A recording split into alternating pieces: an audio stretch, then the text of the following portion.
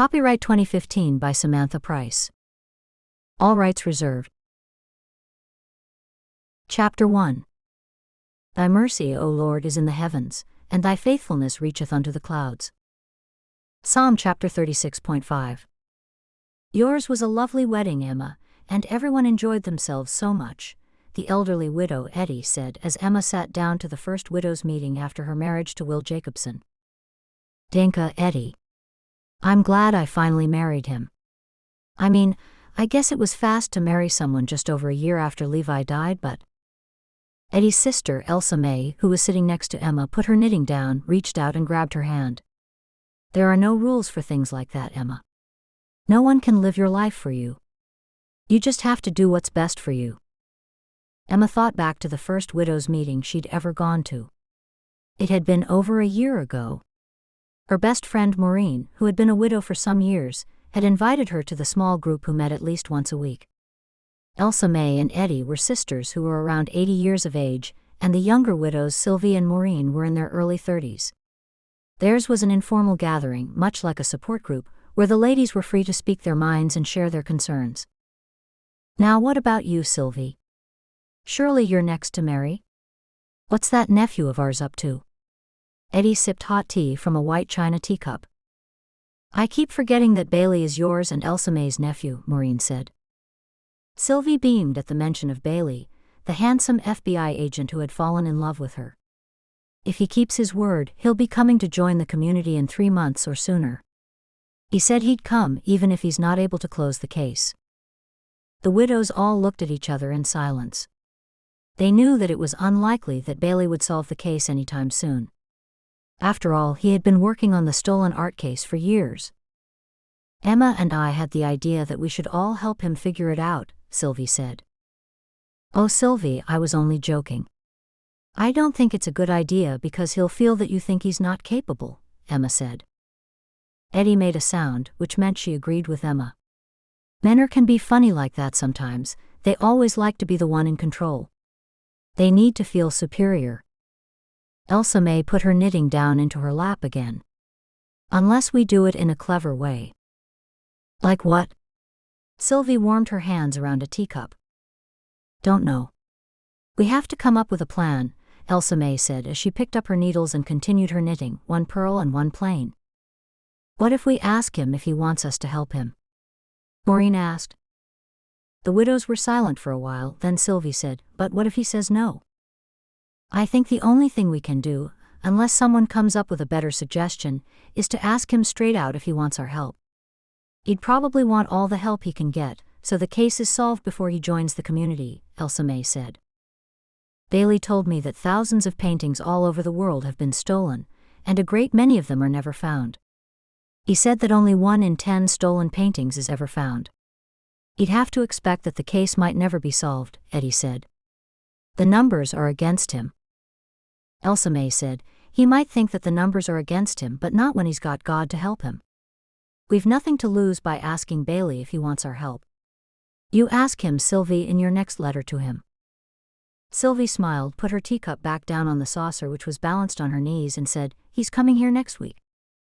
Is he staying long enough so we can all have dinner at my place one night? Emma knew that Will would like to see Bailey again. The bishop had arranged for Bailey to stay at Will's house for a time many months ago, when he was working undercover on the very same case on which he was still working. Yeah, he's staying at the Wilsons' B&B for a few days. That would be good, Danka, Emma, and that would be the perfect time to talk about this with him. Silvie looked around at the other widows, and they nodded in agreement. Emma tilted her head to the side. Only 1 in 10 stolen paintings is ever found. I would have thought that a famous painting would have been easy to find. Eddie shook her head. Not according to Bailey, and he'd know since he heads up the stolen art division of the FBI. What else did he tell you, Eddie? Maureen asked. The FBI only has a small team dedicated to stolen artworks compared to other countries. Bailey's team has recovered 3 major works of art in the past 9 years. They were stolen in Germany just at the end of World War II, and they ended up at an auction house near Philadelphia. So that's what led Bailey to believe that Frank and his dad were involved, because those paintings ended up in Philadelphia? Emma asked in regard to the case that brought Bailey to Lancaster County, where someone had murdered old Frank from the community while his house was searched for valuable paintings, proving that Bailey was not the only one who thought that Frank had the paintings. Eddie said, "Yeah. Frank and his dad were art auctioneers in Chicago and then moved here. At the same time as they moved from Chicago, some paintings were stolen, and shortly after that, the stolen paintings turned up in Pennsylvania. Bailey became suspicious of Frank because those stolen paintings followed his geographic movements. Frank legitimately owned the valuable paintings that Will was storing for him," Maureen said. Eddie nodded. "That's right, and now Bob Pluver has inherited those paintings. Do you know what he's doing with them, Maureen? I hope he's not just hanging them in his house. They'll be stolen if the right people figure out he has them." Maureen shrugged. "I'm not sure what he's doing with them, Eddie. He could have sold them for all I know." "So you haven't seen them in his house?" Silvie asked with a smile. Maureen laughed. "I can see straight through all of you. I know that you're trying to figure out whether I've been into his house recently." Elsa May arched an eyebrow. "Well, have you?" Maureen shook her head. "Nay, I don't think his mother likes me." "Nonsense, she's sweet. She's not like everyone thinks she is. It's just that the expression on her face is not happy, but when you talk to her she's as sweet as pie," Elsa May said. "Lemon pie." Silvie laughed at her own joke. "Nay," Eddie said. "She's nice and harmless. I heard that her husband, Bob's dad, was a hard man to get along with. No one knew it when it was happening, but I found out that she had a life of misery with him. No doubt Bob had just as hard a time of it. I've told you all this before, Maureen. I knew that Bob's dad was a hard man, but I never gave too much thought to the effect it would have had on Bob's mother." Maureen frowned. "You might be right. I should give her a chance. It's the way she looks at me that upsets me, as if she doesn't approve of me, but it might just be the way she looks." "Of course it is, she's a nice lady," Eddie said. "Give her a chance and you'll see what I mean." Emma knew why Maureen thought the way she did. Bob's mother had always looked to her as if she was sucking on a lemon. Always as if she disapproved of everything, and that was even before her husband had been killed. "Have you moved into the new house, Emma?" Eddie asked. "Yeah, we moved right in after the wedding. We're still working on it, and probably will be for a while." Emma wrapped her black shawl tighter around her shoulders. The fire was doing nothing to warm her. "What are you and Will doing with your old houses?" Eddie asked. "We're going to lease them out, and that way we'll have some money left over to keep going with the renovations. I've already leased my house out to Wilhelm and Grace. They're moving in as soon as they're married." Emma chewed on a fingernail as she thought of all the work that had to be done on the new house. Chapter 2. "But let all those that put their trust in thee rejoice, because thou defendest them. Let them ever shout for joy, let them also that love thy name be joyful in thee." Psalm chapter 5 verse 11. Bailey Rivers pressed the button on his car window and breathed in the chilly Lancaster County winter air as he made his way along the narrow winding roads. He was glad to be closer to Silvie Kiem, the woman he loved and intended to marry. He was sure he was not the same Bailey Rivers he was before he met Silvie. Silvie had changed him. He now saw that the life of an Englisher was a futile one, a life of chasing riches and pleasures without the fear of God. His grandfather had been Amish, and now he was about to return to the Amish. The irony caused him to smile, but deep in his heart there was an underlying uneasiness. No one had ever told him why his grandfather left the Amish all those years ago. His grandfather's answer was always that he would tell him when he was older, but he died before that day came. Lost in his thoughts, Bailey slammed on the brakes to avoid rear-ending a slowly driven Amish buggy. His car screeched to a halt. The horse's hooves clip-clopped as it pulled the buggy up the road as if he wasn't even there. Embarrassed that he might know the driver of the buggy, Bailey figured this was as good a place as any to stretch his legs after hours behind the wheel. Either the sky was clearer and more beautiful in Lancaster County, or he was too busy to notice the sky as he traveled about the country. The air was most definitely fresh and clean. He closed his eyes and breathed deeply the aroma of the snow as it slowly thawed in the fields. It was when he opened his eyes that he remembered this parcel of land. He had played on this land as a child, more accurately he had played in the creek on the land. He knew the creek was not far from where he stood. Nostalgia made his legs move before he had even made the conscious decision to do so. Being back on Amish soil filled Bailey with a sense of belonging. He wondered whether his grandfather had made the right move in leaving his Amish roots so long ago. He had brought Bailey back to the land of his forefathers to play, but he never visited his Amish family, remaining distanced from them. As a child, nothing about his grandfather had made sense. Now Bailey had to assume that his grandfather had been shunned and was no longer accepted by anyone in the community. He often wondered what his grandfather had done to cause him a shunning, but that was the least of his concerns right now.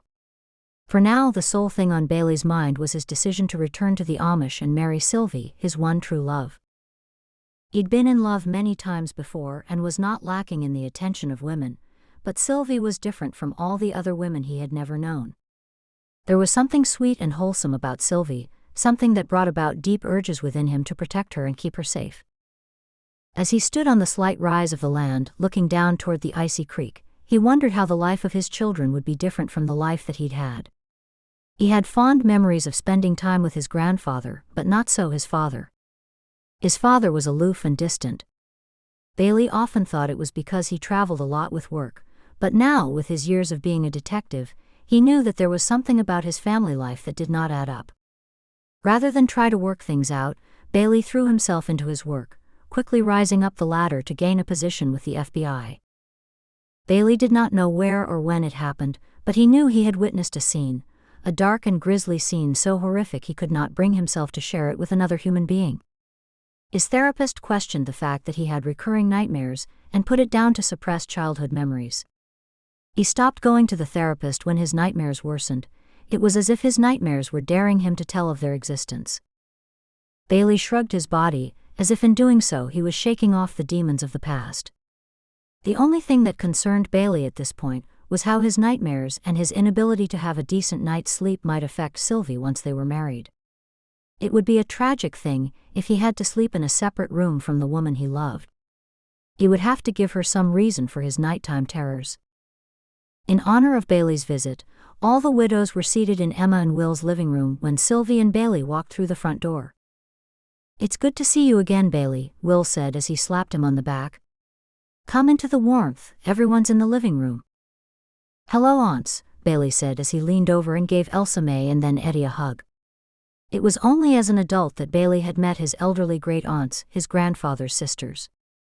"Good to see you," Eddie said. "Sit down on this wonderbar comfortable couch." Eddie moved over so there would be room enough for both Silvie and Bailey. Emma could barely keep the smile from her face as she thought of Eddie and Elsa May's hard wooden creaky chairs they had instead of a couch. "Dinner will be ready in about half an hour," Emma said, pleased that her house was at least at a livable standard so that they could entertain guests for dinner. The kitchen had been the first thing to which Will turned his attention. The kitchen was the warmest room in the house since the stove had been working for hours.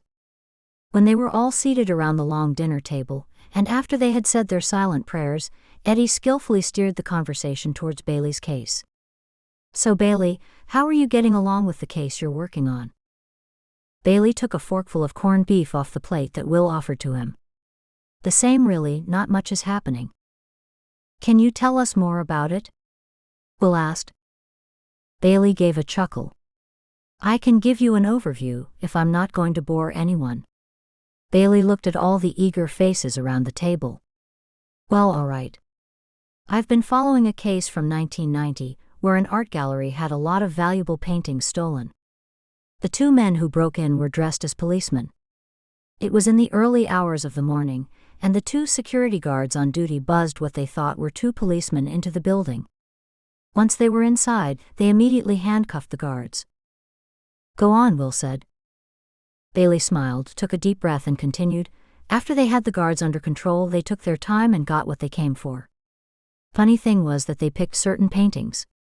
They didn't take the most expensive, or the ones that were easiest to grab. No, they picked and chose the ones they wanted." Bailey motioned with a fork. "Now why did they choose the ones they chose?" "They had people they could sell those particular ones to." Eddie asked. Was it to do with politics? Elsa May asked. Emma turned and studied Elsa May's wise face and wondered what politics would have to do with paintings. Could be either of those things. If it were special orders, as Eddie suggests, then there would likely have been a central broker who the buyers approached to steal the paintings. What do you mean? Silvie asked. Well, it's unlikely that 5 or even 3 separate people would find the same thieves willing to break into the gallery. It would have been one person who organized it, and this person would have been known to deal in stolen artworks. My thoughts are that one art dealer was approached by different people who wanted particular paintings. And of course he would not have risked his own neck stealing the paintings himself, he would have had others do that. What makes you think that it is more than one person who wanted the artwork? Maureen asked. The paintings were all very different in style, so it's unlikely that the same collector wanted them all. And if it were just thieves doing it to make money, they would have grabbed what was convenient and got out of there fast. Some very famous and priceless paintings were bypassed. The robbery was very well planned and organized. Maureen loaded her fork with potato. Do you have someone who you think has done it? I've had my eye on someone for a while. I haven't proof enough to do anything about it at this stage. I've had his phone tapped for the last 8 months and have nothing we can pin on him. He has conversations about paintings and artwork, but his conversation is evasive. It's as if he knows that we're listening. Bailey took a mouthful of cider. He's not stupid. It was so long ago, wasn't it? Why do you think he'd talk about it now on the phone? Elsa May asked. There's nothing else I can do, Bailey said. Except keep an eye on him and see if he tries anything else. I think the man I'm keeping an eye on is the one who organized things, the central broker. He's a collector himself, and I'm sure he had one of those paintings stolen for himself, and he's keeping it at his house. Can't you get a search warrant and just go and search the place? Eddie asked. Bailey shook his head. He can't know we're on to him. We can't risk him being more cautious than he is already. He wouldn't have the painting hanging on the wall either. It'd most likely be in some secret compartment of his huge home, or in a vault somewhere. After a silence while everyone ate, Maureen asked, What will you do when you join the community? Is there anything else you do besides trying to catch art thieves? Bailey laughed. I've always hoped that my job description would be catching art thieves rather than trying. Maureen lowered her eyes. You've caught no one? Emma asked. I have apprehended people in the past, so yes, I have caught people. The most recent case was an art forger, trying to pass off a fake as an original painting. He was part of a large organized network. They do that? Maureen asked. Bailey nodded. Yes, it happens all the time. Probably more often than people would even begin to imagine. Many years ago, the Mona Lisa was stolen from the Louvre. Years later, the person who stole it was caught trying to sell it to an art dealer. But how many people had he sold the Mona Lisa to before he was caught? And is the one that is hanging in the Louvre now the original? Elsa May knew the others would not have any idea what the Mona Lisa was, or for that matter, the Louvre. She turned to Maureen, Eddie and Emma and explained that the Mona Lisa is one of the most famous paintings in the world, and the Louvre is the largest and most famous museum in the world, located in Paris. Emma turned to Bailey. So someone can paint exactly the same as someone else and fool someone into believing that it's genuine? Yes, most definitely, but it's not as easy as it sounds, particularly with modern techniques. These days, there's X-ray and identifying the actual ingredients in the paint to see whether that type of paint was used when the painting was supposed to have been painted. The pigments used hundreds of years ago when these old masters were painted were different. Then there's backlight and UV testing and the like. Before all that, experts had to rely on studying technique and brushstrokes. It would take an extremely knowledgeable expert to fake an old master these days. But it can be done, and even fool the experts? Elsa May asked. Yes, it can be done, Bailey said, eyeing Elsa May closely. There's your answer, Elsa May said, waving her fork in the air.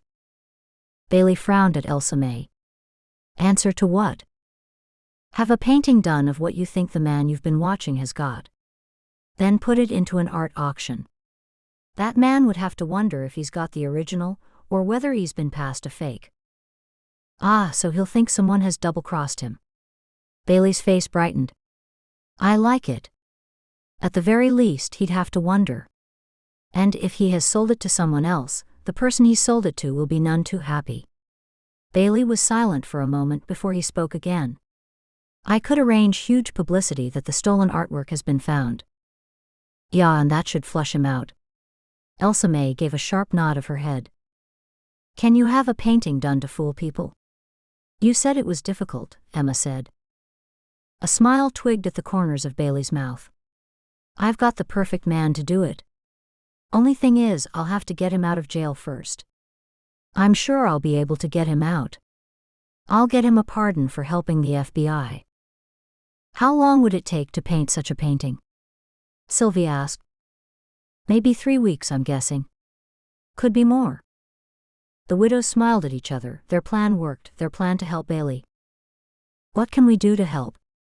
Emma asked, saying the very thing that she knew the other widows were about to ask. Nothing. Thanks for the idea, Elsa May, but that's where helping me has to end. Bailey leaned back in his chair and exchanged amused glances with Will. Emma caught the exchange and knew what they were both thinking. They were both thinking that they were just women, and not capable of being of any real help. Emma was not offended. She remembered what Eddie, or was it Elsa May, said the other day about men are needing to feel superior. I'll have a maid installed into Richard Starks's house to keep an eye on things. Starks is the man I've been keeping an eye on. I'll have to do that straight away before news of the painting comes out. Put Emma in, Eddie said. Emma looked at Eddie and raised her eyebrows. Bailey shook his head. No, definitely not, it's far too dangerous. We need an FBI agent, or at the very least a female police officer.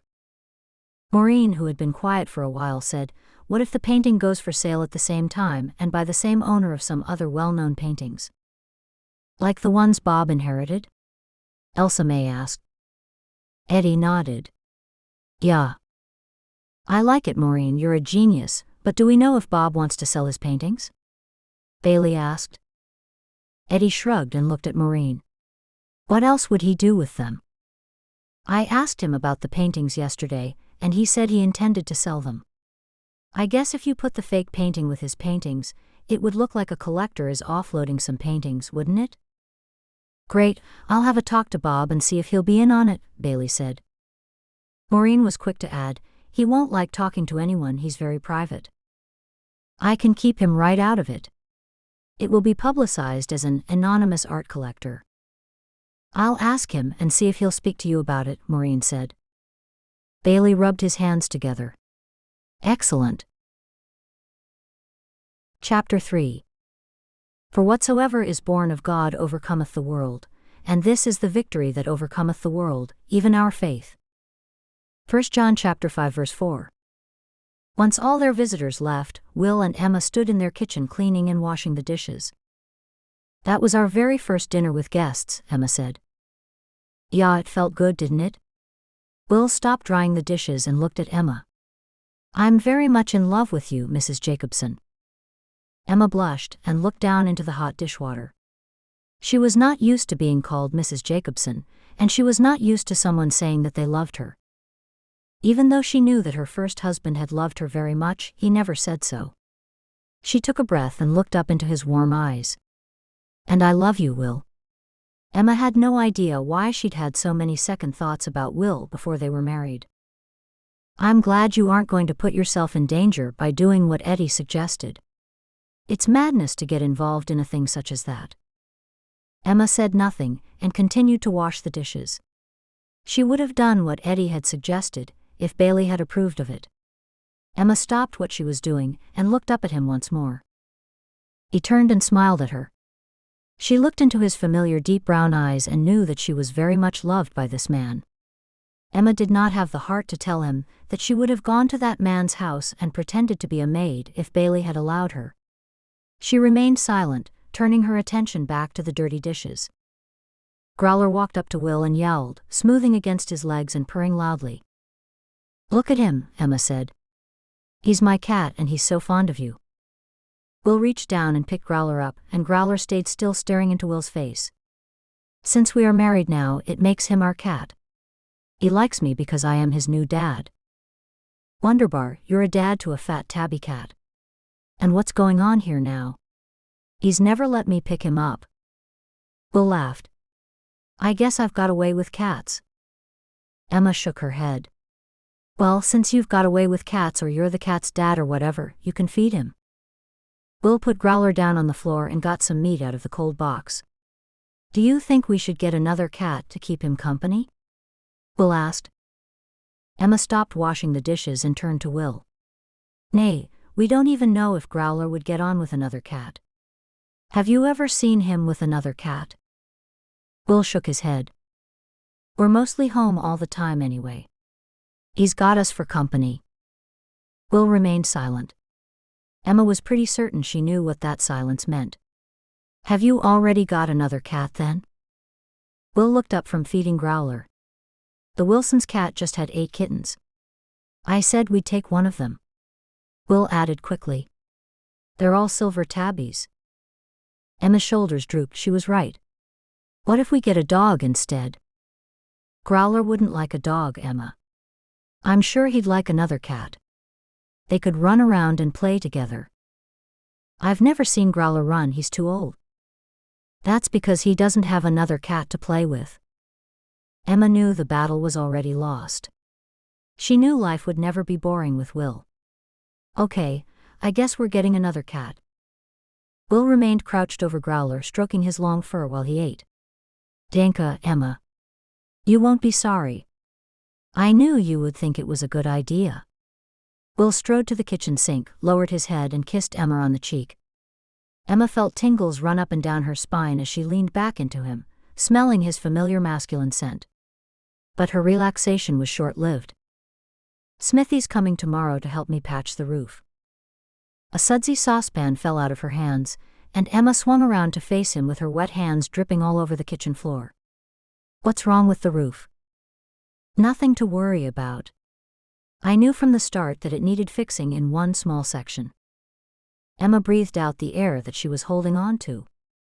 Oh, that's good then. Anything else I need to know? It's an old house. There are quite a few repairs to do, but nothing for you to worry yourself about. She turned back to the dishes, and Will stood behind her and wrapped his strong arms around her. He gently rocked her to and fro with the side of his face pressed against hers. I don't want you to worry about anything, ever again. Emma giggled. I'll do my very best to try and not worry about a thing. Now off with you, I'll finish up in here. Emma listened to Will's footsteps as he walked toward the living room. Glancing at Growler, who was still eating, Emma wondered why he had become so attached to Will in such a short space of time, when it had taken Growler a long time to warm to her. At the next widows' meeting, Elsa May and Eddie were looking at information that Bailey had sent to them about the art case. Bailey sent this information and said we could read it if we're interested, Elsa May said. Just tell us what's in it, Maureen said. Elsa May looked down at the 4 pages of information. Okay, I hope I remember it correctly. I'll read the start of it. In the early hours of the 8th of August 1990, 2 men gained entry to the Chicago City Art Gallery dressed as policemen. They told the security men on the door that they had an anonymous tip-off of a bomb in the building, and that they needed to check into it. The security guards let the men in, and as soon as they were in through the door, they bound and gagged the guards. They then took their time to steal 12 works of art. They were in the building for 3 hours. The security guards took a while to work out what was happening, and they thought that they were being arrested, until one of the thieves told them that it was a robbery. They took their time getting exactly what they wanted, and bypassed many famous works. Elsa May looked up at the other widows. It is clear that they must have been working from a list as if they had special orders from people. Well, that's what I think anyway. I think Eddie was right. Emma noticed a beaming smile on Eddie's face. It was not often that Elsa May gave her sister a compliment, and it was clear that Eddie appreciated it. Elsa May glanced down at the papers in her hand. Altogether, those paintings were worth $500 million. The widows all gasped and Maureen said, "Is that right? I've never heard of so much money." "Englishers can pay a lot of money for paintings if it's by a famous artist," Silvie said. "It's hard to even imagine things worth that much money," Emma said. "What else does it say on the papers there, Elsa May?" Elsa May's eyes dropped to the papers once more. "It says that the FBI believe that the organization that carried out the robbery moved to the Philadelphia area after the theft. They also believe that some of the works were sold in the early 2000s. Eddie picked up a piece of paper. "Here's what Bailey is going to have someone paint." The widows all looked at the picture labeled Chez Tortoni. "Certainly doesn't look like it'd be worth millions of dollars," Maureen said. "Apparently it is," Elsa May said. "How old is the painting?" Emma asked while she stared into the likeness of it. "I'm pretty sure that Bailey said that it was painted over 100 years ago," Eddie said. "Around the 1880s. I hope all this works out."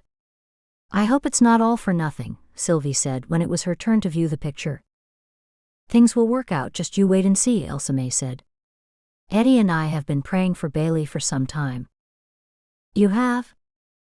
Elsa May and Eddie smiled, and Eddie said, "Yeah, we have." Chapter 4. "Fear none of those things which thou shalt suffer. Behold, the devil shall cast some of you into prison, that ye may be tried, and ye shall have tribulation 10 days. Be thou faithful unto death, and I will give thee a crown of life." Revelation chapter 2 verse 10. The prison guards led Marvin Forsyth to an interview room where Bailey was waiting for him. Marvin laughed when he saw Bailey. "You're the last person I expected to see," he said, with more than a trace of his childhood Scotland in his voice. Bailey looked Marvin up and down. He looked older and weathered in the face since the last time he had seen him. The orange jumpsuit Marvin wore was a stark reminder to Bailey that he was just about to ask a criminal to do the government a favor. Bailey had been given permission to offer Marvin an official pardon for his cooperation. Bailey was certain that Marvin would be more than happy to cooperate.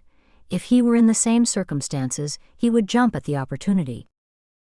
Bailey looked at the two prison guards, staring at them pointedly until they stepped back to give the two men some privacy. Marvin leaned back in his chair. "How do you like it in here?" Bailey said, wondering which way he should approach his request. "How would you think I'd be liking it? Unable to see my kids, my wife threatening to divorce me. How do you think I'd like it? The food's atrocious, and I'm stuck in here with murderers and lunatics." Marvin leaned forward. "I'm in here with perverts and hardened criminals. They'd slit their own mother's throat if there were a buck in it for 'em. All I did to get thrown in this joint was paint." "Then it's your lucky day, Forsyth." Marvin glanced at the two guards who were standing against the door behind Bailey, and his eyes quickly fell back to Bailey. "What are you saying?" "I've got a proposition to put to you, and it involves you getting out of here." Marvin breathed out heavily. "What do I need to do?" "I'm not gonna rat on no one. I'd rather be in air than have a knife sticking out of me back dead in some back alley." "I'm not asking you to rat on anyone." Bailey tried to ignore the sense of futility and desperation that hung heavily in the air of the prison. It bothered Bailey that there was something familiar about the place, but how could there be? Bailey had never stepped foot in this prison before, but there was a feeling he knew the place. "Yeah, then what then?" "All you have to do is paint." Bailey knew he should be concentrating on the conversation with Marvin, but the sense that he had been in this very room at one point was beginning to overwhelm him. Marvin smirked and crossed his arms in front of his chest. "Paint what?" Bailey dropped his gaze and gathered his thoughts. He looked straight up into Marvin's eyes. "Paint a 200-year-old painting, well, closer to a 100-year-old painting." Marvin laughed. "That's what got me in air." Bailey leaned as far forward as he could. "Now it can get you out." Marvin studied Bailey's face, then asked, "Who does it have to fool?" "It just has to fool someone to look at. We'll have the verification papers falsified. It has to fool the press, and be good enough to fool the experts on inspection by hand magnification, say 10 to 20 magnification. If I agree, I go completely free, charges quashed." Marvin dropped his head but kept his eyes fixed on Bailey. I've had the go-ahead to make all charges go away and get you out of here. Can I talk to my lawyer first? Bailey shook his head. No one can know you're out, not even your lawyer. Marvin rubbed the stubble on his chin. I want to be anonymous. I don't want it to come out later that I painted it. I want my name kept out of it. Can you do that? Bailey nodded. Absolutely. Plan is no one will know you're out. You'll be taken to a safe house until after this thing is over. You'll do the painting, and then you will stay in the safe house until I say that you can go. Marvin scratched the gray stubble on his chin once more. How long will that be? Bailey shook his head. I can't tell you. Where's the safe house? I can't tell you any more until you agree. Bailey looked around. You'll be out of this place. One officer will stay with you at all times and you'll be given 3 decent meals a day. You can't contact anyone at all. When visitors come here to see you, they'll be told that you're in solitary and aren't allowed visitors until further notice. Marvin swiveled in his chair. You're 100% I've got a pardon if I do this? 100% and you will leave with me right now if you agree. The edges of Marvin's mouth turned upwards and he nodded slowly. I'll do it. Bailey stood up. Don't tell anyone what's happening. The guards will accompany you straight out to sign for your personal belongings, and then we're out of here. Marvin jumped to his feet. I'll need some things. Let's just get you out of here and we can arrange all that in the car. I'll drive you straight to the safe house. One prison guard led Marvin away, and one waited in the room to accompany Bailey out. Ready to go? The raspy deep voice of the prison guard reverberated through Bailey's head. Bailey held up his hand and spoke to the prison guard who was behind him. Give me a moment. Bailey looked around the room. The walls, obviously once brick, were now covered in thick pale yellow paint. The large tiles on the floors were gray and dismal. The room was filled with cold gray metal tables and chairs, 4 chairs to every table, and in the corner of the room stood a vending machine of snacks. The only light in the room came from narrow horizontal windows just where the walls met the ceiling. As bleak as it was, everything seemed familiar. Something told him he'd been there years ago, maybe as a boy. Could he have visited someone in this very room, and if so, who? The deep voice once again disturbed Bailey's thoughts. It's nearly visiting hours, and I have to escort people in. I'm sorry, sir, I have to take you back out now. An hour later, Bailey was driving Marvin Forsyth, the best painting forger in the country, to a safe house in Lancaster County. Bailey had approached Will on behalf of the FBI to use his house as a temporary safe house, and Will had kindly agreed. Now I'm doing you this favor, can you get me some decent clothes? He was out of the prison-supplied orange jumpsuit and into the clothes amongst his personal belongings. I was arrested in these a year ago. Marvin sniffed each armpit. Phew, they could have laundered them for me. Bailey pulled up at a Walmart store on the way. Get 2 pairs of pants and 5 shirts, whatever else you need, and make it quick. Marvin walked into the store with Bailey close behind him. As Marvin gathered up clothing in his arms, he said, Now you can tell me what I'll be painting. After a quick look to see if anyone was in earshot, Bailey said, I need you to paint Manet's Chez Tortoni. Marvin rubbed his chin hard and squinted his eyes. Wasn't that one of the paintings that was stolen in the big 1990 art heist? Bailey nodded. That's the one. That's a hard ask. I've never seen it myself. That's the man in a top hat and the half-pitcher of beer? Something like that. He's got a black top hat and a glass of something next to him. I know it's painted in oils. Due to his job, Bailey had become familiar with many of the old masters and their painting techniques. I hope you've got a good variety of photos and info on it. Bailey nodded. As many as I could get my hands on, and the people who'll be viewing it would never have seen it before either, so don't worry. But Bailey could not tell Marvin everything. He could not tell him anything about Richard Starks, neither could he tell him what he planned to do with the painting when it was completed. I usually paint from something that I'm looking straight at, or at least that I've seen before. I need to get the brushstrokes right, the nuances of light, the depths of color. Bailey looked around them once more. It was not a good idea to talk in the store, in case they were overheard. "Come on, you got everything?" Marvin nodded. Bailey paid for the goods, and they got back in the car. The next thing Marvin wanted was to eat fast food, and lots of it. Bailey headed to the McDonald's drive-through service. After Marvin polished off his first burger, he asked Bailey, "Can you tell me where we're going now?" "We're going to Lancaster County. You're going to stay at an Amish community in a makeshift safe house." "Amish?" Marvin asked, confused. "So these Amish people, they live like they did hundreds of years ago, don't they? Are you telling me there won't be any television, no video games? There's no electricity at all. No television, no telephone, no computer. I did tell you that you can't communicate with anyone, besides you'll be busy painting." Bailey chuckled. "I need to be relaxed when I'm painting. Can't you hook up a generator?" Marvin offered Bailey some French fries. Bailey shook his head. "I'm taking out a short lease, and I'm sure the Amish don't want me to do things like that." Marvin blew out a deep breath. "I like to watch the telly to wind down, just a couple hours a night.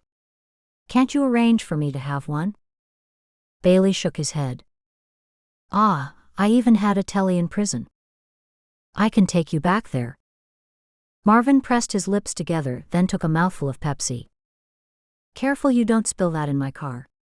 Bailey glanced over at him. "I got you out, be grateful for that. Tell me this, I've always been curious to know, if you're such a good artist, why don't you sell your own paintings?" Marvin was quiet, and Bailey glanced at him sideways again while still trying to watch the road. "Well?" Bailey asked. "I'd starve, that's why. I tried doing that for 10 years. I'd sell one here and there, but no one wants to buy a painting from an unknown artist. They only want to buy a painting from someone if they think that they're going to become famous. I painted 7 days a week and sold enough to live on, but just barely. I met Paige, and then she got pregnant. I had to marry her, then I had 3 mouths to feed soon after." Bailey glanced over at him again. He sensed the frustration that Marvin had at not being able to sell his own paintings. Marvin shrugged. "What was I to do? I only knew how to paint. Someone approached me at one of my showings, and he offered me big money if I could copy something for him. I was 4 weeks behind in the rent, what was I to do? And I had another kid on the way. I just thought I'd do one and catch up on the rent, but then other offers came my way. It was hard to refuse. I was finally getting paid good money to paint." "Good money, that's an understatement. The couple you were working for made millions." Marvin's cheeks flushed with color. "I told the court, and I'll tell you, they only gave me $3,000 for every painting. What they did with them after that, I don't know. I didn't know they were raking in so much money." "Did you ever give a thought to the people you were deceiving by painting those forgeries?" "I was providing a service. If I didn't do it, they would have gotten someone else to do it. Besides, they were happy to buy the art, and sometimes they thought the art was stolen, so that makes them just as guilty. What's the real difference if I or someone else painted it? It's snob value. They want something painted by someone famous. You know what? Sometimes they don't even like the paintings. They only buy 'em because other people want 'em. I guess that's what makes the art valuable. The fact that so many people want the same thing," Bailey said. "Understand where I'm coming from?" Bailey laughed. "No, I don't see where you're coming from at all. You broke the law." "I was trying to feed my family. I never would have done it if my paintings had sold well. Can't you see that? I'm the same painter. My paintings didn't sell under my own name, but they sell when I paint them under someone else's name." Bailey shook his head. All criminals were the same in his eyes. "You could have done something else to make an honest living." "Yeah, and I would have done something else. I never thought I'd end up going to jail for just doing a few paintings," Marvin said. "If I thought that, I wouldn't have done it." "You must have seen that coming. You must have known you were taking a risk by breaking the law in the first instance." "To tell you the truth, I didn't think about it that much. I've got 2 kids now, you know. If you hadn't gotten me out, it'd be 2 years before I would have been eligible for parole." Bailey sniggered. You're welcome. Bailey could feel Marvin staring at him, and then Marvin said, I guess you're a rich boy and you've never been through hard times, have you? Bailey opened the middle console between the two front seats and popped his sunglasses on. I've been through hard times, that's why I got into doing what I'm doing. I've seen bad things, don't you worry about that. Things that you would not even be able to imagine. Things that would give you nightmares. Marvin scoffed and replied, I've seen men stabbed and I've seen men bashed while I was inside. I've seen 5 men set on the one man. I don't think you could have seen anything worse than that. Bailey kept his eyes on the road. He was not sure about what he had seen. He caught glimpses of it in his nightmares. He was sure it was far worse than anything Marvin had described. Maybe you're right, Bailey said as he buried the past back deep into his mind. Marvin said, thought so, rich boy. Before he looked out the window and muttered, the only thing I know how to do is paint. Anyway, it's big business now. There are big companies set up in Hong Kong and all over Asia, with factories that are full of artists recreating famous paintings. The good old days are gone. Difference is that they aren't selling them as real. Bailey was glad to divert the conversation away from the darkness of his past. I wouldn't be so sure about that, Marvin said with a grin. Chapter 5. A faithful man shall abound with blessings, but he that maketh haste to be rich shall not be innocent. Proverbs chapter 28 verse 20. Bailey arrived at Will's old house and FBI agent Simon Peters was waiting to stay with Marvin. I'm staying with you too, and when I'm not here, Peters will be here. Write out what you need us to get by way of art materials. I need photos of the Shea Tortoni, and every detail you've got on the composition of the painting. I'll need the best photo to be made into the exact same size of the painting, Marvin said. I've got all that in the house. How long do you think it will take to paint? Bailey asked. Marvin scratched his head. If you get me everything I need by tomorrow, I'd say it'd take a good 2 weeks to paint, and then it would need to dry. That'll take the longest time. What are you doing about the frame? Bailey rubbed his chin. We don't need to recreate the frame exactly. The frame's the least of our problems. I'll check, but I'm 99% certain that the Shea Tortoni was one of the paintings taken out of its frame when it was stolen. Either way, I'll scour the antique and second-hand stores for an old frame, similar to the one it would have had. You go inside with Peters and relax, look at all the photos, and I'll be back in 2 hours to pick up your list of everything you're going to need. What are you doing with the painting when I finish it? Bailey frowned. I can't tell you that. Marvin shook his head and walked into the house with Peters. Bailey got back in the car and realized he was quite fond of Marvin. He was an interesting and talented man, even though he had been on the wrong side of the law. Bailey headed straight to Detective Crowley's office in town to brief Crowley's team of local policemen on the operation that they were about to put into place. Good to see you, Rivers. Detective Crowley stood up from behind his desk and walked to the front of his office to shake Bailey's hand. You too, Crowley. So you got my brief? Detective Crowley gave a huffing sound. Yes, it took me some time to wade my way through it. There was a lot of information there. I've absorbed most of it. Bailey gave a quick nod. Good. Take a seat, Crowley said as he walked back behind his desk. When they were both seated, Crowley said, I've got the team organized to meet in half an hour and you can go through everything with them. Normally, I don't like the FBI coming in here and taking over, but I'll make an exception for you. Bailey smiled at the gruff detective who so easily spoke his mind. I appreciate that. The detective picked up his phone and asked a constable to bring in 2 coffees. Just a minute, he said to the constable. How do you have your coffee, Rivers? Black, 2 sugars, he replied. After ordering the coffee, Crowley hung up the phone and looked up at Bailey. Rumor is you're going to marry Silvie? Bailey tried to hide the smile from his face. He was sure that he had told the detective that himself last time he was in town. That's the plan, but I'm keeping it on the low. Wouldn't want anyone at the FBI to know yet that I'm leaving. I'm hoping to get this case wrapped up, or at least get it closer to wrapping up stage before I leave.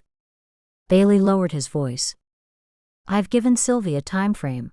I've only got a few more months before I'm joining the Amish. He shrugged his shoulders. Have to keep her happy. At that moment, a young dark-haired police officer brought in their coffees. Anything else, sir? She asked, looking hopefully at Crowley. Crowley's mouth turned down, and he shook his head without even looking up. Bailey noticed that the eager female officer looked decidedly disappointed at Crowley's lack of attention. When the woman was out of the office, Bailey said, I think she's keen on you. Crowley looked shocked. No, well, if she is, she's far too young, and I don't approve of these work relationships. You married? Bailey asked, knowing the answer because Silvie had already told him. No, I'm not married, and that's the way I prefer it. Bailey studied the detective's hard face. Maybe he did prefer to be single and unmarried. He wasn't very nice to people from what Bailey had seen, although both his aunts regarded him highly. Maybe not everyone grew lonely. Not my problem, he reminded himself. Now, do you have any questions for me? Bailey was at the police station for 2 hours before he returned to the safe house. He walked into the kitchen where Marvin sat. What do you need? Marvin looked up. What do you mean? Art supplies and such. Do you need an easel and what sort of paints, canvas or what? Bailey pulled out a chair from under the table and sat opposite him. Marvin's eyebrows rose, deepening the lines in his forehead. Yes, get me some 100-year-old canvas to paint on, will ya? Bailey could feel his whole body tighten with stress. You said you could do this. Relax, it was a joke. I need canvas, and I'll have to age it before I paint on it. How will you do that? I can't tell you that, I need to keep some tricks up my sleeve. It'll take a couple of days, and that'll give me time to study Manet's work. I've never done a Manet before. Marvin threw back his head and laughed. Not that I'll admit to. Bailey rubbed his head, the tension was getting to him, and he found no amusement in what Marvin said. Marvin, appearing to sense Bailey's discomfort, straightened in his chair and cleared his throat. How real do I have to be? I can put a layer of resin over the top to make it look old, but that'll be picked up by tests. I need to know what tests it'll be having, so I know what kind of paints to use. I'm getting someone lined up to do authenticity papers for me, but best you go as close as you can just in case. We need to visually fool the experts. Marvin frowned. What do you mean, just in case? Bailey grimaced. Just as a backup. No doubt they'll look at it through a 20 or a 30 times magnification loupe. Marvin scribbled an address on a piece of paper, then handed it to Bailey. Have someone go to this address and say it's for Marvin, then give him the list. Marvin continued to write on a notepad. We can't say it's for you. No one's supposed to know you're out of prison, Bailey said. Marvin furrowed his eyebrows. Look, we don't have long, and if you want this done as soon as possible, I have to get the goods through Frank. I don't have the time to find anyone else. Time is a factor, isn't it? Bailey nodded, and hoped that going to this man called Frank was not going to jeopardize the whole operation. Don't worry about Frank. He's a good friend, and he'll know to keep his mouth shut. Before Bailey could say anything, Marvin said, You're going to use this painting as bait, aren't you? Bailey smiled and said, You know I can't tell you that. Chapter 6. It is of the Lord's mercies that we are not consumed, because his compassions fail not. They are new every morning, great is thy faithfulness. Lamentations chapter 3 verses 22 to 23. Danka for helping me with the baking, Maureen. I'd never have gotten it all done by myself. And with Wilhelm and Grace's wedding tomorrow, I just couldn't delay it any longer. Maybe I shouldn't have committed myself to do so much of the baking, Emma said. But I did want to use my new kitchen. Maureen replied, I'm not working today, so I'm pleased to help. In weather like this, I like to stay close to the oven. Yeah, I know what you mean. It has been cold. Emma fetched some more eggs out of the cold box. Their wedding is the last of the season, isn't it? Maureen asked. Yeah. Emma beat some eggs with her whisk. Wilhelm and Grace seem so young to get married, don't you think? I can barely remember when I was that young. They're both 19. How old were you when you got married? I was 21 the first time and I guess that's old, Emma gave a little giggle. I was 19 when I married Paul. Well, it just seems young, Emma replied. I thought I was very grown up and mature way before I married Levi, but now when I look back I realize how very young I was. Maureen rolled out her lump of dough in preparation to make a pastry crust. When are Wilhelm and Grace moving into your old house? They've already moved some things into it, and they're taking 2 weeks to go visiting after they're married, and then they said they were going to move in after that. You okay about someone else living in the house that Levi built for you? I know you felt funny about someone living there before. I'm over that now, Maureen. I know Levi would be happy that someone was enjoying the home as much as we had. I've moved on from how I felt a few months ago. Did you talk to Bob about his paintings? Yeah, I told him what Bailey planned. He said he'd sell them in the art auction. I've told Bailey that, and he was pleased, and he's going over to speak to him today. Bob will come into a lot of money when his paintings sell at the auction. What do you think he'd do with it all? I think he might do something useful with it. He's very kind-hearted. Emma nodded. That's good. How much did you tell him of what's going on? I told him the truth. Bailey is trying to catch a thief by slipping in a stolen painting with Bob's real paintings and that Bob's name won't be used. Bob did say he did not need to know the rest. Maureen laughed a little. It seems he doesn't like a lot of chatter. Has Bob ever had a girlfriend that you know of? Emma knew the answer, but that was her way of pointing out to Maureen that no other woman had ever found Bob appealing. Maureen was quiet for a while before she said, I don't think he has. And do you think he likes you? Emma asked. Yeah, he does. He likes me, but he doesn't really know what to do about it. We've been on a couple of buggy rides. Maureen concentrated on rolling her pastry. Emma stirred in some more flour into the bowl. You like him? I like him a little, but that's not really a good start, is it? And I know that you don't like him, that's easy to see. It's not that I don't like him, it's just that he's so quiet and there just seems something not quite right about him. Emma did not want Maureen and Bob to court or get married to one another. Emma considered that Bob Pluver was far too quiet, and there was something she did not like about him. Maureen was right when she said that Emma did not like him, but Emma did not want to admit that she did not like someone. See how things go and maybe someone else will show up. It would be nice to have someone to go home to, Maureen said. It's also peaceful to be on your own. Emma laughed. Maureen looked up from her pastry and shook her wooden rolling pin at Emma. It's only the married women who say things like that. It's lonely being on your own and having no one to share things with. Emma smiled and knew that it was true. When Levi died leaving Emma alone, there were times when she craved the attention of a man, but there were positives and negatives in every situation. On the one hand, there was the peace and quiet that only solitude can offer, and then there were times when you craved the companionship of another. Wilhelm and Grace's wedding was held at Grace's parents' house. Since Bailey was invited and Marvin's paints had not arrived, Bailey thought Marvin could use a little Amish education. Marvin sat on the wooden bench seat next to Bailey.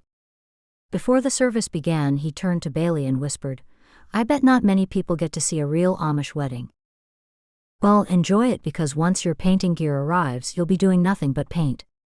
Oh, and by the way, we sit separately and will also be eating at a separate table. We're Englishers, and being unbelievers, the Amish in this particular community aren't supposed to eat with us at the same table. Bailey thought it best to explain a few of the rules to him. Marvin nodded. We can talk to people though, can't we? Bailey answered, yes, but you're a friend of mine. You can't tell anyone who you are, or why you're in Lancaster County. Marvin rolled his eyes and straightened the tie that he'd borrowed from Bailey. I figured that much out for myself. Bailey turned back to look at him. Pays to be sure. And another thing, the bishop or one of the ministers is about to deliver a lengthy sermon. Marvin scowled. How long? Hour and a half. Bailey couldn't help but smile when he saw the look on Marvin's face. Wish you could have told me that. I would have stayed behind. Bailey shook his head. Not possible, Peters is having a day off. Marvin shrugged his shoulders. Is that why you invited me? I can be trusted to stay by myself, you know. Can't risk it. Marvin's mouth turned down into a scowl. When the bride appeared down the stairs moments later, Marvin leaned toward Bailey and whispered, Is that the bride? Bailey nodded. She's just wearing normal everyday clothes, Marvin said. Amish don't wear white for their weddings or anything fancy. It would have been specially made for today. It just looks normal to us, but it's blue, and it's only the married women who wear blue dresses. Marvin's eyes swept over the crowd. After a long sermon, the bishop pronounced Wilhelm and Grace to be man and wife. Bailey leaned toward Marvin and whispered, They don't have wedding rings either. How do other people know they're married then? For one, the married men grow a beard. Ah! Marvin's eyes swept over the crowd once more. After 2 hymns were sung, everyone stood and moved out of the way so the trestle tables could be arranged for the wedding feast. That was the longest thing I've ever sat through. I went to church once when I was a youngster, and I swore I'd never go back again. Bailey chuckled. So this Silvie girl who's hanging round all the time making goo-goo eyes at you, you're sweet on her? You ask too many questions, Marvin. But since it's a happy day and we're at a wedding, I can tell you that I will marry that girl one day. Marvin smiled and scratched his head. She's pretty, but are you going to take her away from her way of life? Bailey preferred to keep his personal life and his business life separate. He'd never mixed the two before, and he was not going to start now. That's all you need to know. Ah, come on. You know everything about me. Or do you think I'm just a criminal because I painted a few paintings to feed my family, to try and give them a better life? Do you think you're so different from me? The bishop just said that all have sinned and fallen short. Without waiting for a reply, Marvin walked towards the drink refreshments table. Bailey's heart was moved by Marvin's words, or rather, by God's words. Marvin was right. Bailey did think he was better than a criminal. Bailey had always stayed on the right side of the law, but did that give him the right to judge others and to feel superior? To Bailey there had always been 2 groups of people, law-abiding citizens and criminals, but in God's eyes all people were the same, there were none righteous. Who was he to put himself above another man? Bailey walked up, got himself a soda and stood close to Marvin and said, I'm going to quit what I'm doing and I'm going to join the Amish. This is my last job, my job with you and the paintings. Marvin faced Bailey. Well, I'll drink to that. He raised his soda in the air and took a mouthful. When he was finished, he said, Thank you for telling me, you seem a decent sort of person for a policeman. Bailey chuckled and stopped himself before he corrected him. He was not a policeman, he was an FBI agent, but there was likely no difference to Marvin. Marvin looked at the crowd. They're an agreeable lot of folk from what I've seen. Maureen's got a good heart. I've had some talks with her when she brings the meals over, and she's tried to help me sort myself out. Bailey took a mouthful of lemon soda. They're all nice. My grandfather was born Amish, and my 2 aunts are still in this community. He pointed to Elsa May and Eddie, who were helping lay out the food on the tables. Those 2 old dears over there. Marvin looked at the elderly ladies, and then looked back at Bailey. You're lucky then. You've got a ready-made family even before you marry that pretty girl of yours. Blessed, not lucky, Bailey said with a gleam in his eye. Marvin scoffed. Each to his own beliefs. Paige, my wife, wanted me to go to church with her.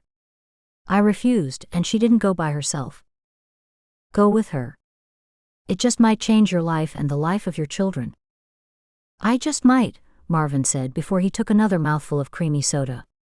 I don't want my kids following in my footsteps and getting on the wrong side of the law. I want something better for 'em. Bailey put a hand on Marvin's shoulder. You've got a second chance now, Marvin, use it. Marvin looked into the distance. Chapter 7. For whom the Lord loveth he correcteth, even as a father the son in whom he delighteth. Proverbs chapter 3 verse 12. Bailey was at the next widows' meeting when he shared the following information. They won't authorize me to put a maid at Richard Starks's house. Why not? Elsa May asked. Too much manpower and too much money has already been spent, they said. Emma could see the disappointment in Bailey's face. He'd worked so hard for so many years, and now he was so close. Elsa May's jaw dropped. But they've given that Marvin man a deal for helping you, and then they're not going to carry through with things? Bailey blew out a heavy sigh. Yup, seems so. One of us will have to do it then, Silvie said, looking at the other widows. I'll do it, Emma said before she properly thought it through. Bailey shook his head. I don't know if it's a good idea that one of you does it. You need someone, don't you? Emma desperately wanted to help Bailey so he could settle down and be happy with Silvie. It would be good if we had someone in the house, but I don't want to put anyone in danger. No, we can do it without someone in there. Emma saw the look of concern on Silvie's face. Her smooth forehead was furrowed with worry lines. Emma took a mouthful of hot cafe, and when no one else spoke, she said, Bailey, look at it this way. I'm going to get a job soon, and what if I'd applied for a job and went to work for this Mr. Starks not knowing who he was? I could work for anyone not knowing if they were a criminal or not, and not knowing what they were involved in. Bailey raised his eyebrows. Eddie said, Emma's sensible, she won't put herself into danger. I don't know. Are you sure you want to do this, Emma? Bailey asked. Emma nodded. She was sure, but she was not too sure how Will would take the news. She knew that he would not forbid her to do it if she really wanted to, but he might not be happy about it. Nay, I should be the one to do it, Silvie said. Bailey frowned at Silvie. Nay, Silvie, Emma said. You've got your job to go to, and I don't have a job at the moment. I'm really the obvious choice. The widows all murmured in agreement. After all, Emma knew she was right. Elsa May and Eddie were far too old, and both Silvie and Maureen depended on the income they got from their part-time jobs. Bailey clapped his hands together. Okay, that's settled. Thank you, Emma. Emma smiled at Bailey, but inside she had butterflies in her tummy at the thought of pretending to be someone whom she wasn't. She had never liked to deceive people, and she was glad that it was only going to be this one time. She did not know how undercover agents could do it on a regular basis. You'll have to tell me everything I have to do. I've never been a maid before. I need to know how to act and what to do. Bailey nodded. I'll arrange for the agency to give you a rundown of all that. I've already found the employment agency Starks gets his staff through. I'll arrange for the current maid to be taken out and you, Emma, to be put in. Bailey ran a hand over his short-cropped hair. I'll give you a small camera, which will look like part of your apron. Snap anything that looks suspicious and take photos of all the paintings. Not that I'd expect that he'd have anything stolen on display, he's not that stupid. Your name will be Tracy Cook. I'll see that you get a maid's uniform. You can't wear your Amish clothes. Emma nodded and set about memorizing her new name. Then she took another mouthful of cafe, wondering how to break the news to Will. Chapter 8. Righteous lips are the delight of kings, and they love him that speaketh right. Proverbs chapter 16 verse 13. Emma, masquerading as Tracy Cook, walked up the long driveway to the home of Richard Starks, after announcing herself at the intercom beside the two large wrought iron gates. She stopped outside and stared up at the mansion. It appeared stark and unwelcoming. Emma shrugged off her impression. After all, how could a house be unwelcoming? It was unlike other houses in the area, and was built over a 12-acre property, according to Bailey. When Emma offered to go undercover as a maid, she never dreamed that she was going to be in such a grand home. No, it was more than a home, it was a mansion. By the size of the home, she knew that it would take more than one full-time worker to keep the place clean. Surely, one person would not be expected to do all that by themselves. Bailey had not mentioned that there would be other maids. She had assumed she would be the only one. Keeping on top of the cleaning was the least of her worries. She was there to observe goings-on and nothing else. Bailey's voice rang in her ears. Emma wondered how Bailey had kept the previous maid away, and how he got the maid agency to install her. No doubt, when people know that they are dealing with the FBI, they do everything they can to cooperate. Emma wondered if Bailey was right. Did Richard Starks really arrange to have all those valuable paintings stolen? What if Bailey was on the wrong track again, like the time he thought that old Frank and his father had stolen paintings just because their move from Chicago to Pennsylvania was mirrored by stolen paintings which had surfaced? What if Richard Starks was also innocent? Emma remembered how confident Bailey was that Richard Starks was the man behind the huge art theft of 1990. She waited at the front door, assuming that there would be someone to greet her, since she already had announced herself via the intercom at the front gates. Emma waited for a moment in front of the two large wooden doors. She studied the doors. They must have been 12 foot tall and looked as if they had originally belonged to another building, a much older building. After a moment, Emma noticed there was a buzzer to the side of the ancient-looking doors. She pushed the buzzer and waited some more. Suddenly one of the doors opened, and a man dressed in a business suit with a briefcase in his hand looked her up and down. "Oh, I suppose you wouldn't know, but the servants' entrance is around the back. It's about time you showed up. I've been waiting for an hour." Emma noticed that his voice was as polished as his exterior. His suit was impeccably tailored, and his black leather shoes shone like no other shoes she had ever seen. He was short, clean-shaven and balding on top, with long strands of hair combed over his bald patch in an attempt to cover it. His skin looked smooth and soft except for deep worry lines etched between fine dark eyebrows. "I am sorry, this was the time I was told to come here." Emma cleared her throat when she realized that arguing with her new boss was hardly a good start. "Where do I go?" "Around the back, but just come in this way for today."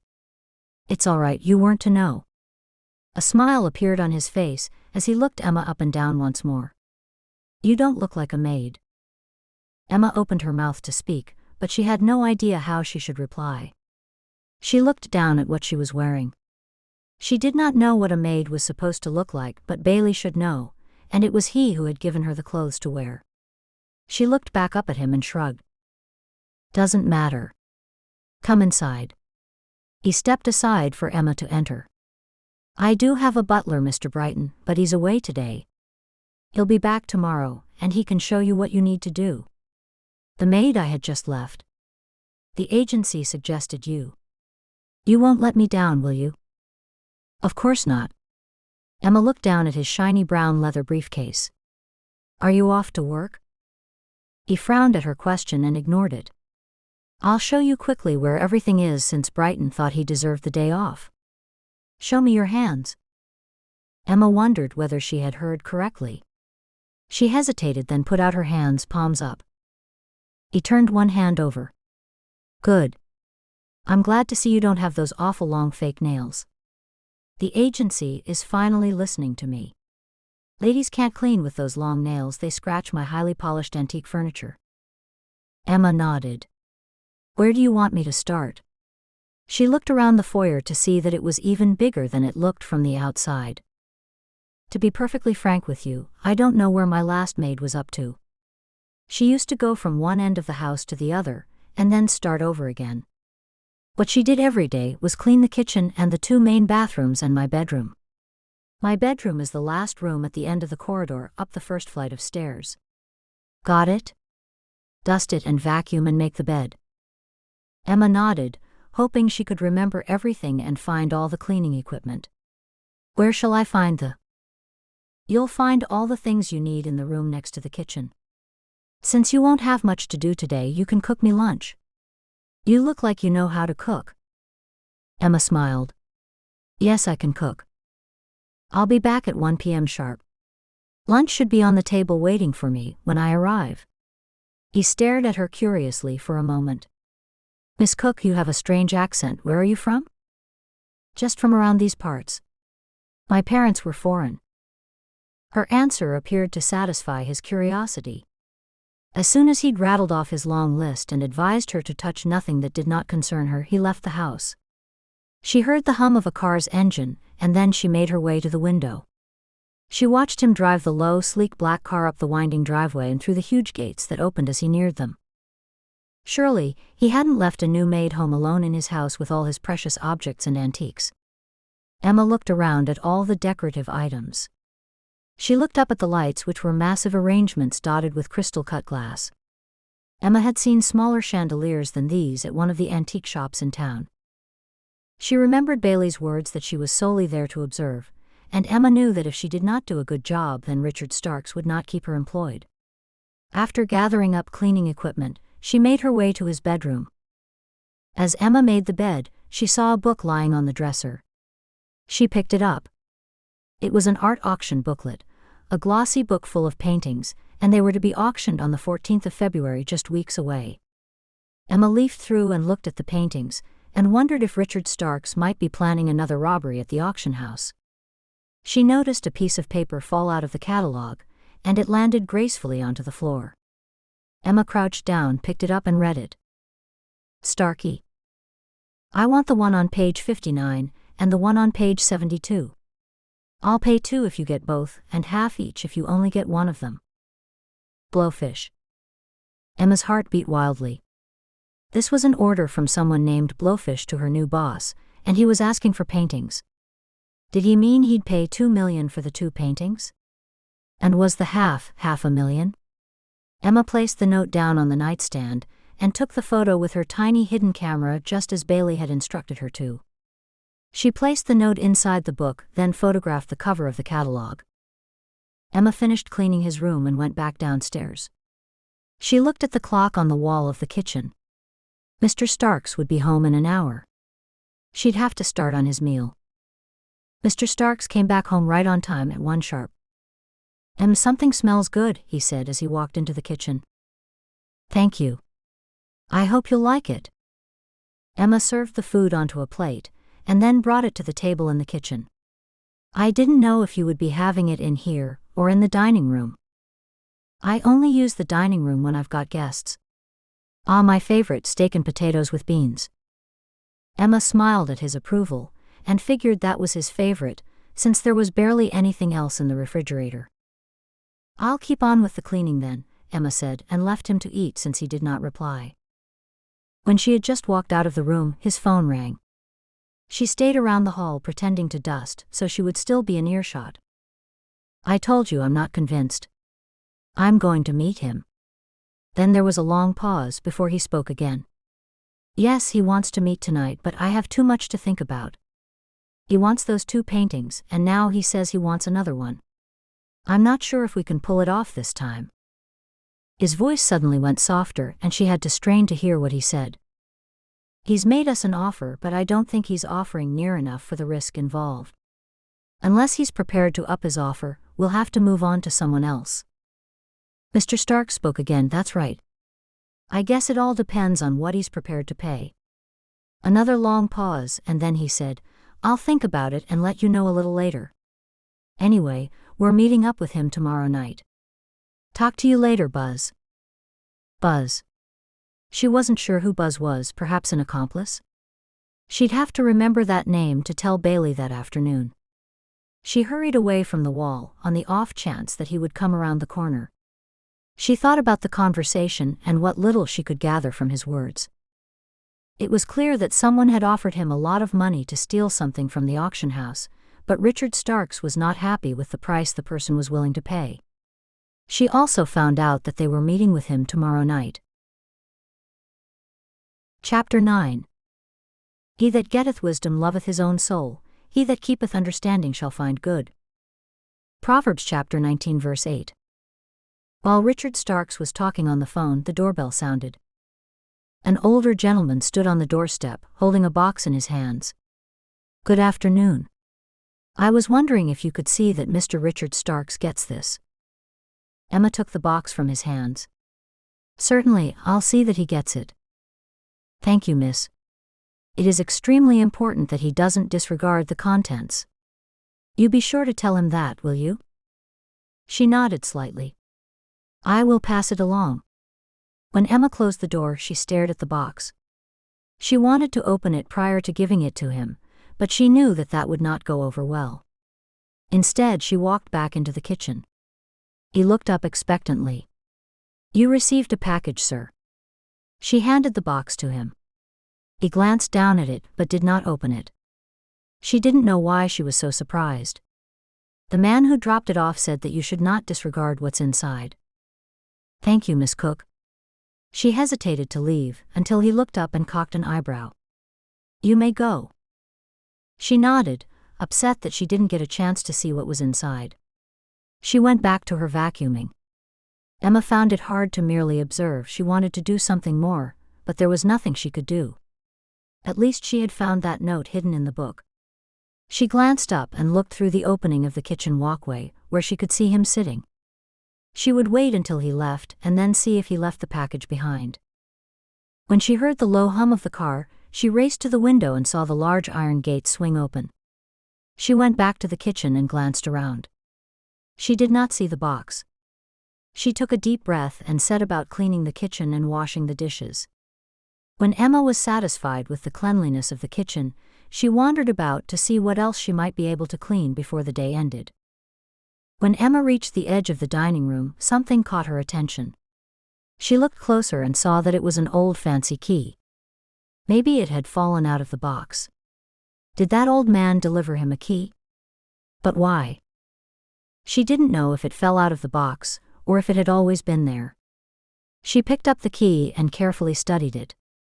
The numbers 422 were engraved into the large round section, and above that was delicate filigree working. Emma knew whatever this key fitted was something very grand. Her first thoughts were that it might belong to a grand jewel box or a grand cupboard of sorts.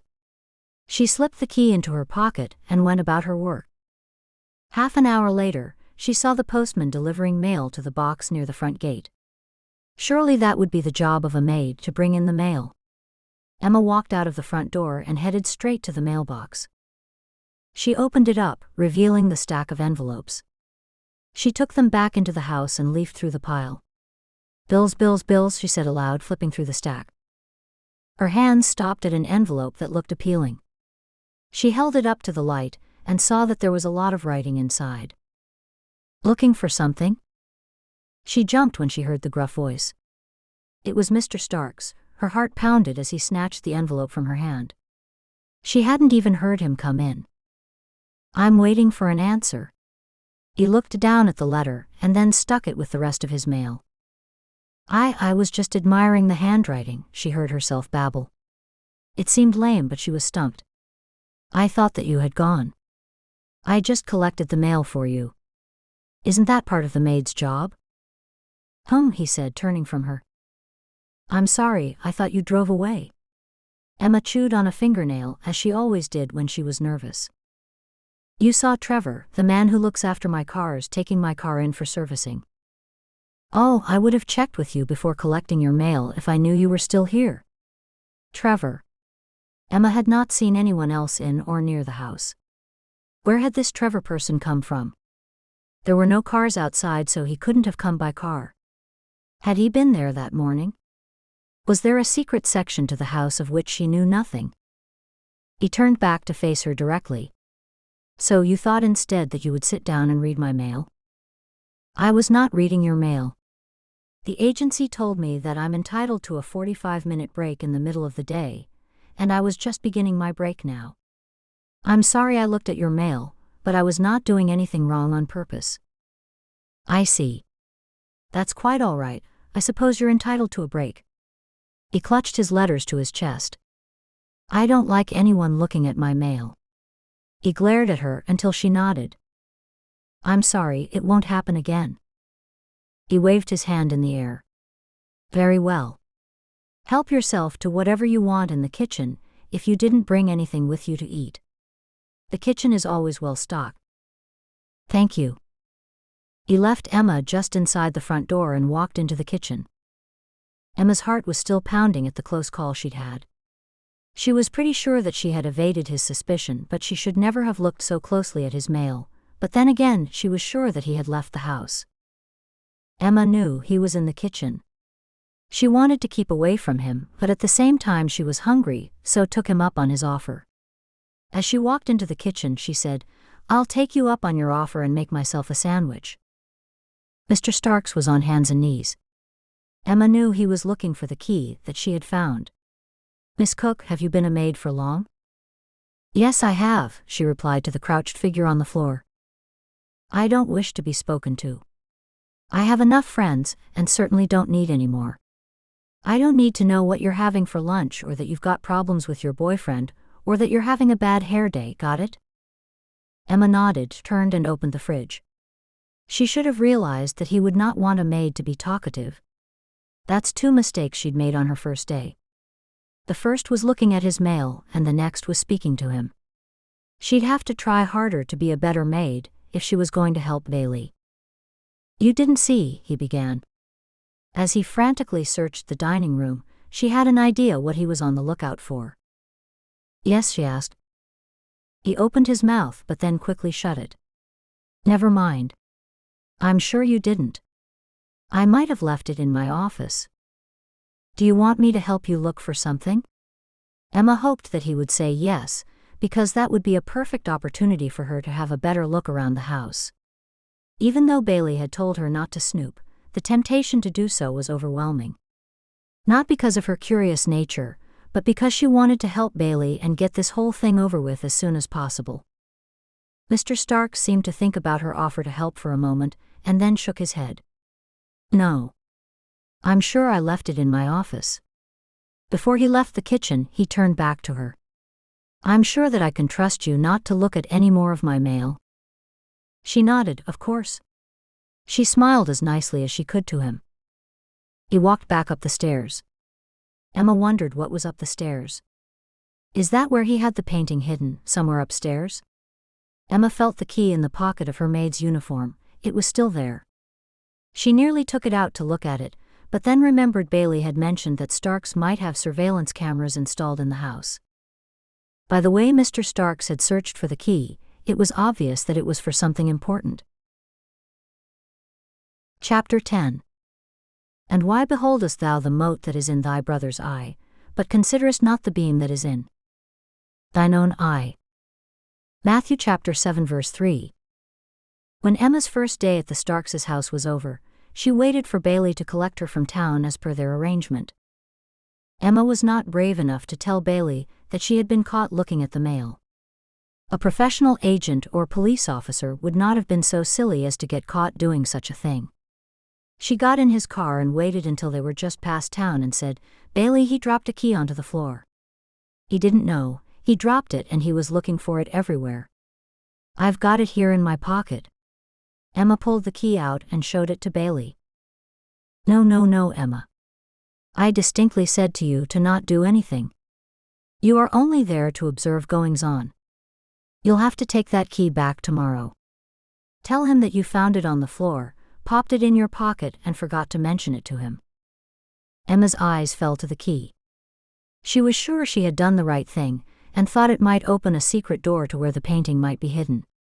Emma realized that Bailey was staring at her. "Okay, I'll take it back tomorrow." Bailey pulled the car over to the side of the road. "Look, Emma, the more you do, the more danger you'll be in. Don't be foolhardy. For all we know, he could have hidden cameras in the house. He could play them back and see you take the key. That's also why I told you not to do any snooping.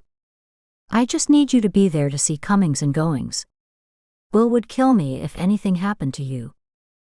It was going to be hard to do nothing." "I'll do what you say," Emma said. Bailey nodded. "I also found a note in a book he had beside his bed. I took a photo of it." "Great, give me the camera." Emma unhooked the camera and gave it to Bailey. Bailey put the camera into his pocket. "I'll be able to download the photo. Do you remember what it said?" It was in the middle of an art auction catalog. That's right, it wasn't just a book, it was for an art auction that is going to be held in February. It sounded as if it was an order for 2 paintings. Whoever wrote the note signed his name Blowfish, and he said he'd give him 2 if he managed to get the 2 numbers and half if he got 1. Emma noticed that Bailey did not look happy. "Where did you say that you found the note?" "In the art auction catalog next to his bed." Bailey put his head in his hands and then looked up and stared into the distance. "This is not good. He might know that we're on to him. Unless he's just plain careless." "What do you mean?" Emma asked. "He leaves evidence around like that for a new maid to find. He might be trying to throw us off the scent of something. He could want us to think that he's going to steal something at that art auction. He'd expect we'd use all our resources there, and then he will be somewhere else stealing something, but where? Bailey rubbed the back of his neck. Emma thought back to what the note had said. I don't think that he's suspicious of me. The note wouldn't be very good evidence, because it didn't say much. No real names were used and only numbers were mentioned. They could say that it meant anything. I hear what you're saying, but I'm not so sure. He hasn't gotten this far by being careless. Bailey drummed his fingers on his chin. Emma, I don't think you should go back there. I'll have to, or it will look too strange. His old maid just can't go back as if nothing's happened. It will look really odd, and he'll know something's up for sure. All right, if I decide that you return, you have to give the key back. Say you found it on the floor and forgot to mention it. Can you do that? Emma nodded. Of course I can. All right, you can go back, but you have to take a cell phone with you just for security measures. If you get into trouble, call my number, which I'll program in for you, or if it's a real emergency, call 911. Okay. I'll need to know which art catalog it was as well. Can you remember what it said on the front cover? I took a picture of it. Bailey raised his eyebrows. Good girl. Now I'd better get you home.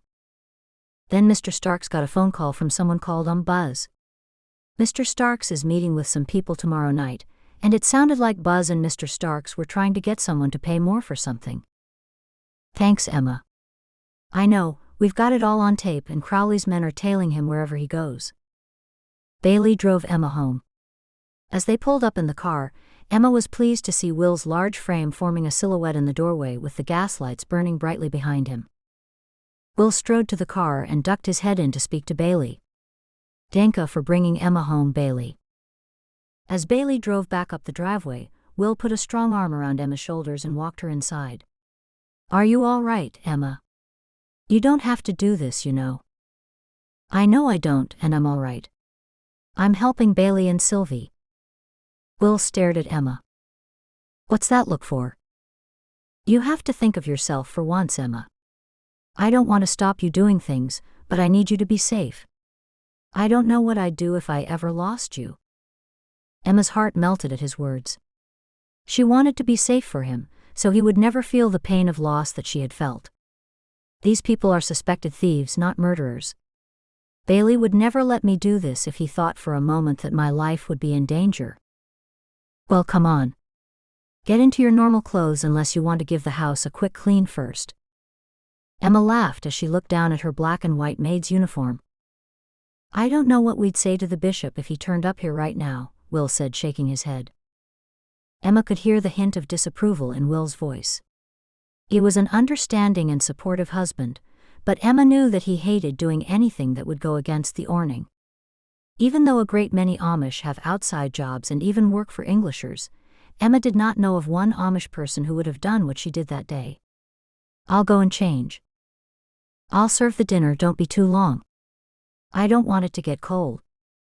Emma came back downstairs in her prayer cap and her normal Amish dress with her over apron. Even though the maid's uniform was extremely conservative and covered nearly every inch of her body, Emma did not feel at ease in anything other than her Amish dress. That looks better, Will said as he sat down at the table. Emma's eyes swept over the table. Will had cooked fried chicken, baked potatoes, and coleslaw. Will, this looks wonderbar. Will smiled as his eyes rested on hers. After they said their silent prayer of thanks for the food, Emma ate a mouthful of chicken. It tastes great. As usual, Emma began work at 9 a.m. at Mr. Starks's mansion. She placed the listening devices in rooms in which she thought Mr. Starks might talk to the men who were coming to the house that day. The devices were small, round, and fitted with one sticky side, so they would easily stay under a table or behind a piece of furniture. Emma had to act quickly so the butler would not be suspicious as she quickly moved from room to room. Emma was right about the house being too big for just one maid to clean. She had since found out that a team of cleaners came in once every 3 weeks to give the house a proper going-over.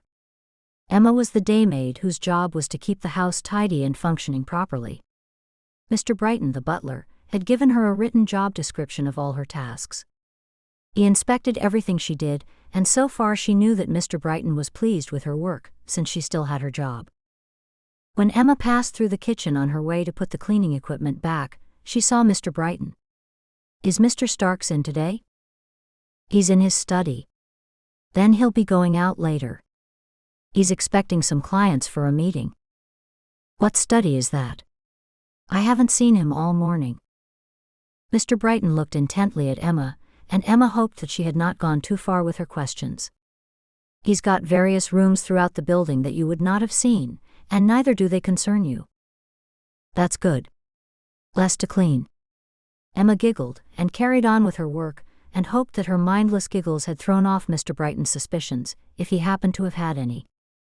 "Oh, Mr. Brighton, I found this key yesterday. It was on the floor and I put it in my pocket and forgot about it." Emma thought she might not see Mr. Starks for a while, so it would be better to give it to Mr. Brighton. Mr. Brighton rushed toward Emma and grabbed the key out of her outstretched hand. "Where did you come by this?" "Like I said, it was on the floor. Mr. Starks and I have been looking for this everywhere." "When did you find it on the floor?" "Yesterday." Mr. Brighton's eyes pierced through her before his eyes dropped to the key in the palm of his hand. "Very well. Next time tell me straight away when you find something." "Yes, Mr. Brighton, of course. You and Mr. Starks were both gone at the time." He ignored her last comment. Chapter 11. For with what judgment ye judge ye shall be judged, and with what measure ye mete, it shall be measured to you again. Matthew chapter 7 verse 2. "Pretty good," Bailey said when he looked at the finished painting weeks later. "What do you mean, pretty good?" "It'll have to be better than that, if you want to fool anyone." Bailey slapped Marvin on the back. "Good job. It'll pass, I hope, for both our sakes." "What do you mean?" "I've cooperated. I'm free now, aren't I?" Bailey looked at Marvin's paint-covered clothes, and then looked up at a large streak of blue across his cheek. "You've got a large streak of paint across your face. No, you're not free to go just yet. Not till all this is over." Marvin picked up a rag and rubbed his face with a corner of it that was not filled with paint. "I have to stay here?" Bailey nodded. "I told you that in the beginning. You're in my custody until all this is done." "How long will that take?" Bailey sat down at the table in the corner of the room. "We're on the home stretch, a month on the outside." Marvin proceeded to scratch some paint off his hands. "Well, I'm going to order another pizza." "Maureen's cooking not good enough?" "Maureen's cooking is great, but I love pizza." Marvin patted his stomach, which had sizably increased in a short amount of time. "Peters will order it for you. Remember, you're allowed no contact with anyone whatsoever for any reason or our arrangement will be over. Got it?" Marvin nodded. "Okay, got it. I haven't contacted anyone at all, so get me a television or something." "There's nothing to do here?" Bailey saw one of Will's old Bibles on the table next to him. "Here, read this." He threw it to Marvin. Marvin caught the Bible and placed it on the table. "Very funny. I don't like reading anyway." Bailey snorted. "Now run through with me again to refresh my mind. What sort of tests they normally do on paintings?" Marvin frowned at Bailey. "You said you were going to have the paperwork falsified." "I am. I just want to look like I know what I'm talking about when I take the painting in." "Talk me through it." Bailey leaned back. "The basic technique has always been black light to detect irregularities, and it can also detect if a painting's been painted over. Newly added signatures can fluoresce differently from the rest of a painting, but these days we're using non-fluorescing paints so things like that won't be detected. Then a lot of artists use varnish over the top of the finished painting to give it a look of age. They, the testers I'm talking about, can also take a scrape of paint from the edge and analyze it to see if the ingredients in the paint are consistent with that used by the original artist, age, location, and preferred paints of the artist in question." "Anything else?" "Yeah, my painting has to dry." Bailey's eyes fell on the painting. "That's one thing I forgot. How long will that take?" 3 weeks to dry completely, maybe more." Bailey looked across to Marvin. "What about touch dry?" Marvin grimaced. Maybe a week. If you keep a fan on it, that might speed it up a bit. I guess what I really need is photos of it, for the press and the auction house, to have the knowledge that it's being entered into the auction.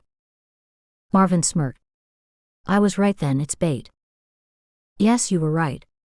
Since you won't be leaving here, I can tell you I'm trying to catch Richard Starks in the act. Marvin's eyebrows rose. Are you? Yes, do you know him? Can't say whether I do or I don't, Marvin said. Bailey gave a laugh. That's exactly what I expected you to say. I already told ya. I'm not going to end up with a knife in me back. So anyways, why did I have to paint Chez Tontoni? You didn't need me to paint it at all. You could have just pretended you had the painting and put it in the auction. You've plenty of photos of it. Then you wouldn't have got out of jail, Bailey said with a laugh in his voice. No, I hear what you're saying, but it's better this way. We've got someone else with some valuable paintings, and he's putting them all in the auction, and this one's going under his name. Well, we're having his name suppressed, which is often the case with private collectors. We need to have some credibility. Marvin laughed. What do you find so amusing? Bailey asked. We're in the same line of business, you and I. We both fool people into believing something that's not true. As much as Bailey did not like to hear Marvin's words, he had been thinking along the very same lines for some time. What he was doing was not far from what Marvin and his criminal organization had done. The difference was that Bailey did it to catch people who were doing the very same thing. He was not doing it to line his pockets.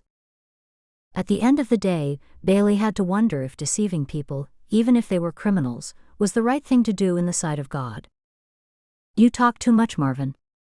Bailey walked out of the house, carefully carrying the painting by balancing the outer edges against his palms. After he placed the painting in a large box in the trunk of his car, he drove it to the gallery where an expert was waiting to issue false papers of authenticity on the request of the FBI. Straight after Bailey had the authenticity papers of the fake Chez Tortoni in his hands, he needed to see Silvie. Silvie always made him feel better. Silvie came to her front door. Bailey wrapped his arms around her and they stepped into the house together. It's getting close, Silvie. I hope our plan works, and if it doesn't, I'll be happy that I've given it my best shot. It makes me feel part of a team that your friends and my aunts are all helping. Yeah, I can't wait until you join the community. It's better than I could have ever hoped for. At first, I didn't even want to let myself believe it. I've spoken to the bishop, and he said that I'll be welcome when I'm ready.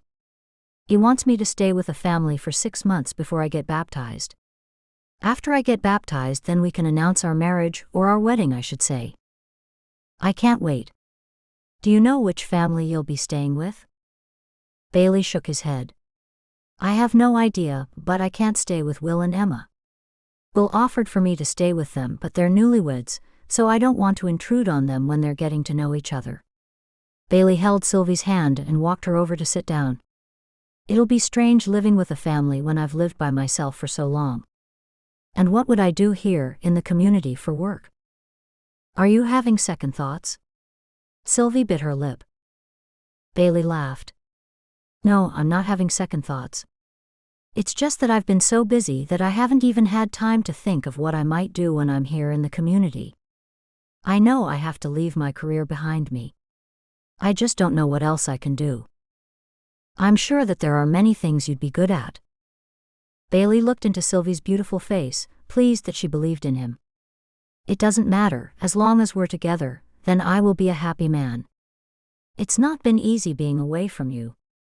Every day I wake up and I'm conscious that you're far from me. As I'm driving to work, I think of how much I miss you.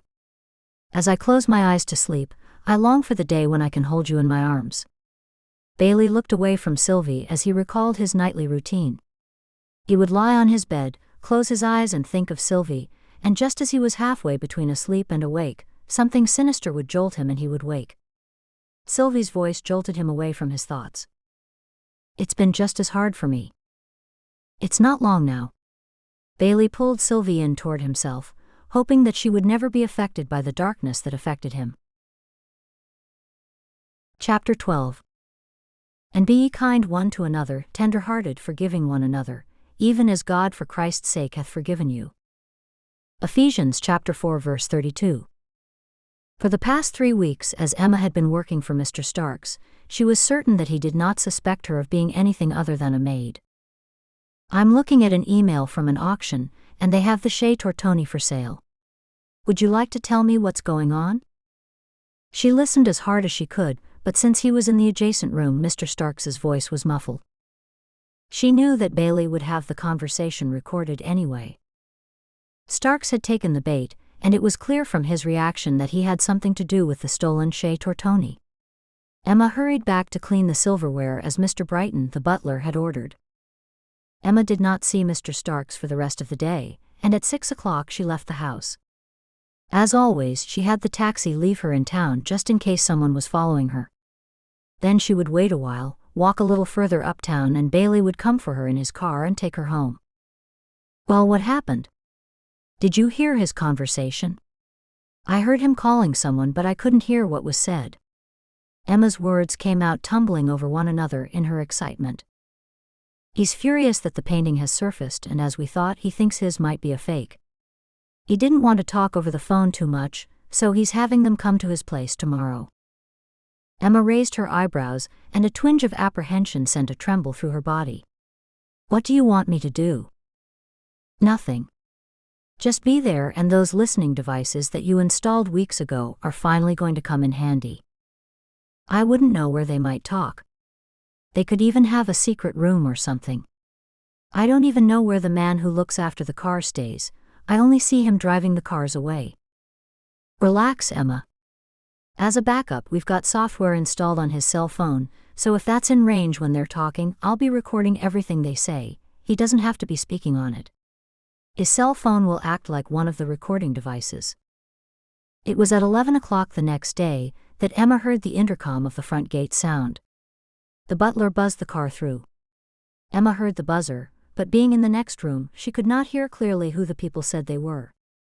She heard no names, only a man's voice, and that was all. Emma was in one of the formal dining rooms, and she watched as the car drove up to the front door. She kept dusting as she saw the men get out of the car. It was not her job to answer the door. Mr. Brighton had mentioned it on more than one occasion, that it was the butler's job to answer the door. Emma daren't go against what the butler told her.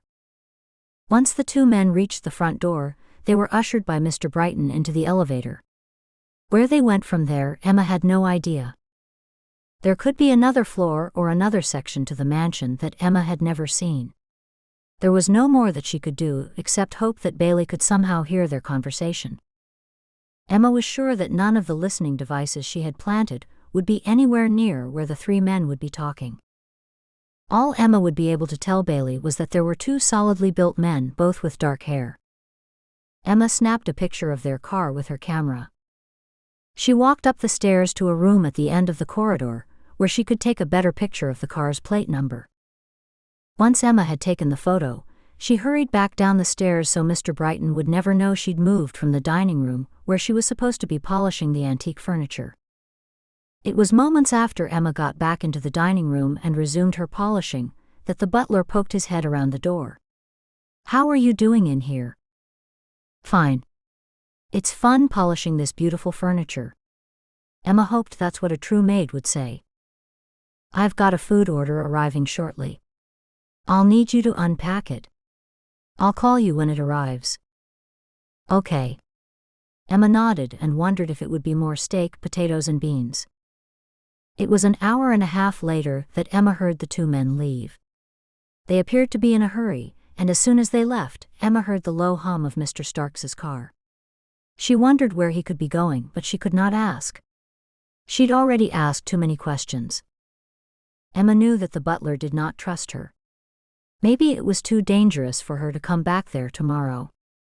When finishing time came around, Emma was pleased that she made it out of there alive. She followed her usual routine of having the taxi drop her into town. She walked up the street and called Bailey from the public phone to come and pick her up. "Did you hear their conversation?" Emma asked Bailey before she said hello. "Yes, I got all of it. He accused them of giving him a forgery and asked them to explain themselves. They said they stole the one in the gallery, and that's all they knew. Is that enough for you to arrest someone? Emma hoped it was, because she was about to tell Bailey she did not want to go back there the next day. We pulled the two men over as they left Mr. Starks's house and took them in for questioning. What, the two men who were there today? Bailey nodded. Detective Crowley interviewed them and told them that Richard Starks had given him their names and had said that they were the ones who had committed that robbery in 1990. Mr. Starks didn't, did he? No, he didn't, but the important thing is that those two men think that Mr. Starks gave their names to the police. They admitted to everything and said that Starks was the one who had organized the whole thing. Now we're organizing a warrant for Starks's arrest. I have to get back there right after I take you home.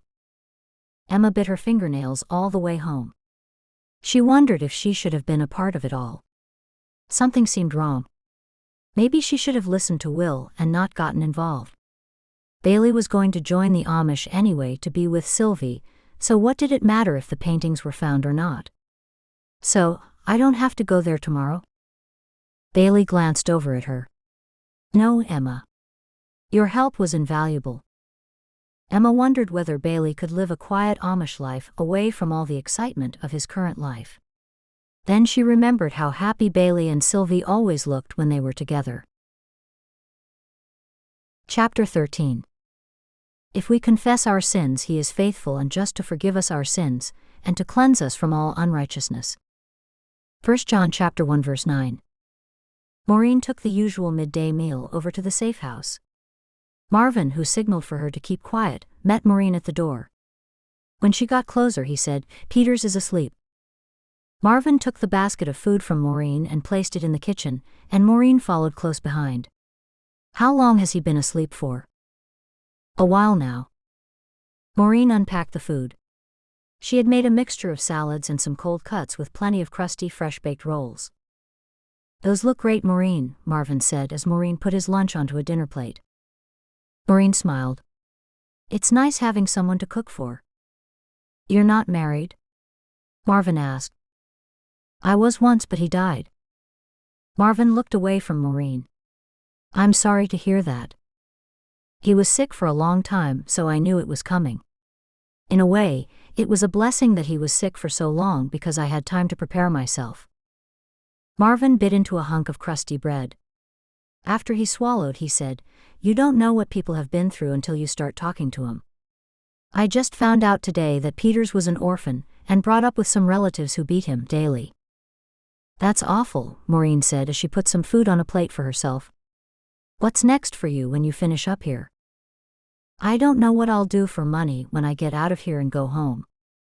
Marvin rubbed his cheek with his palm while he clutched the roll in his other hand. There was a lot of pressure on me. I had mouths to feed, the wife doesn't work. I've got no idea what she's been living on since I've been inside. She don't tell and I don't ask. You're an artist, though. Don't people buy your paintings? Marvin scoffed. It's a hard road. Doesn't matter how good you are, you have to have a name for yourself before you get decent money. I had some gallery showings, but as you can see. Marvin looked down at himself. I don't look like the average artist. I only started making money when I started painting fakes. Maureen nodded. Couldn't you do that then? Bailey said it's not a crime, unless you pretend that the paintings are authentic. I could, but there are a lot of people who do that kind of thing. I suppose that'd give me enough to live on, but not enough to really get ahead, know what I mean? What sort of things did you use to paint when you had your own showings? Landscapes are my passion. There's some beautiful countryside around here. Why don't I take you in the buggy and show you some of the sights that you could paint? Marvin glanced over at the sleeping detective. I'm not supposed to go anywhere. Would we be quick? We'd be about an hour. Can't hurt. Bailey's not due back for a while. I'll leave a note telling him I've gone with you. When they had both finished the midday meal, Marvin scribbled off a note and left it on his bed. If Peters ever woke up and went looking for him, he'd find the note. After Richard Starks had been taken into custody, Bailey went back to the safe house only to find that Marvin was missing. Bailey hit his head with his palm. Why would he do this? We had a deal. Peters was outside the house looking around for Marvin when Bailey drove up to the house. I'm sorry, I fell asleep and when I woke up he was gone. Bailey did not know what to say. He could not blame Peters, after all, neither one of them expected Marvin would walk away from the deal only to land back in prison once he was found. Bailey decided to check Marvin's room to see if his clothes were missing, when he saw the note on Marvin's bed. He heaved a sigh of relief, and in the next moment he heard the clip-clop of the horse's hooves bringing them back to the house. He headed out to meet them. Marvin, what the devil did you think you were doing? I nearly called the police because you violated our agreement.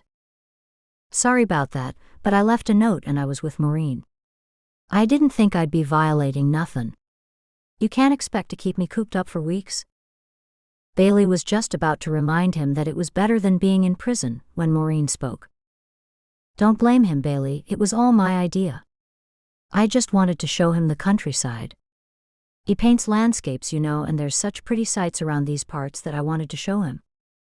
Maureen, he won't be doing any kind of painting if he lands back in jail.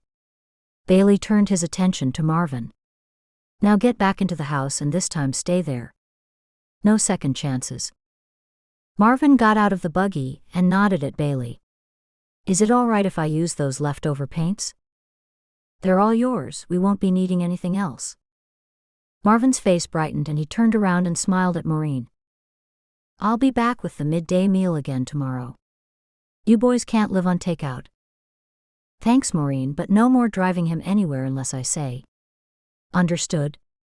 Bailey's tone was firm.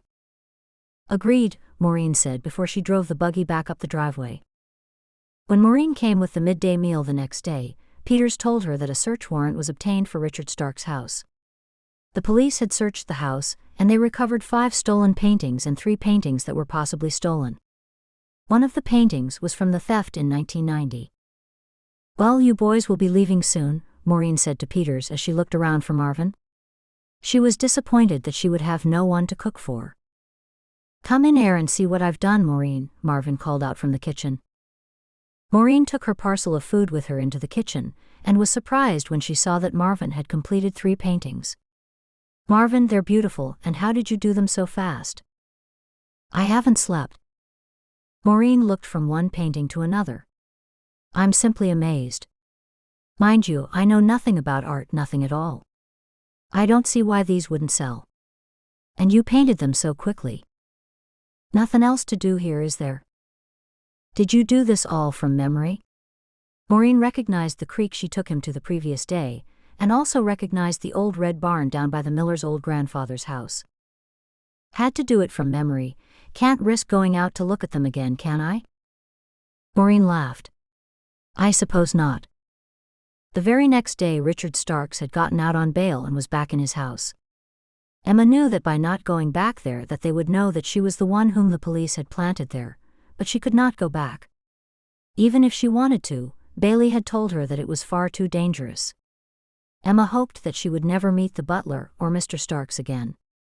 Hopefully, they would not recognize her in her Amish clothing if she did happen to see them again. Detective Crowley had people keeping an eye on the comings and goings of Starks's house. Chapter 14. And he shall judge the world in righteousness, he shall minister judgment to the people in uprightness. Psalm chapter 9 verse 8. Bailey kept his word and joined the Amish. The bishop placed Bailey with the Fuller family. They were a family with 5 young children, and Jack Fuller ran a dairy farm. Bailey decided that until he worked out what to do, and while he was staying with the Fullers he would work on their farm. The work was grueling with early starts and late finishes.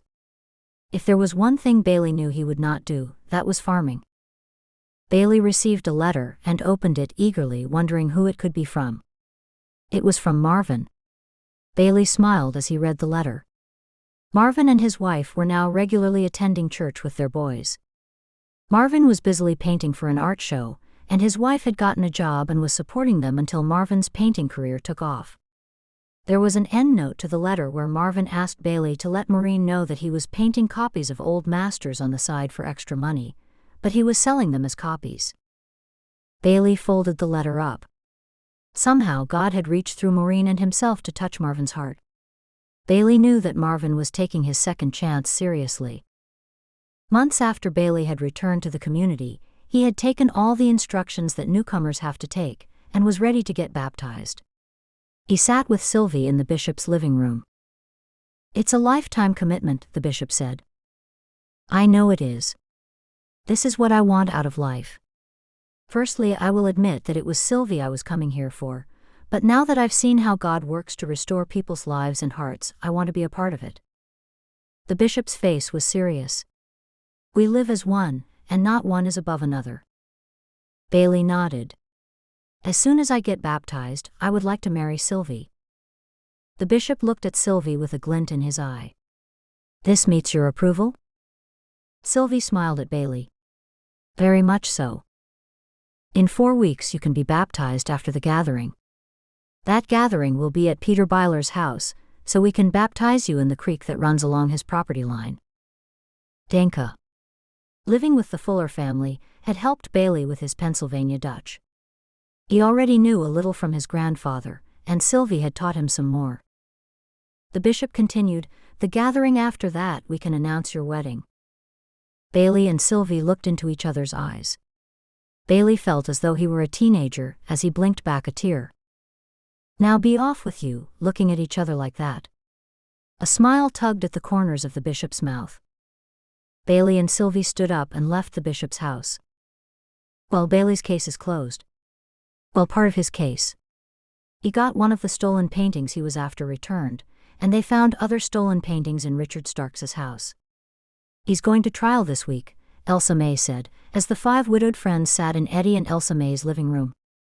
"I never did find out what that key opened." Emma bit a fingernail in frustration.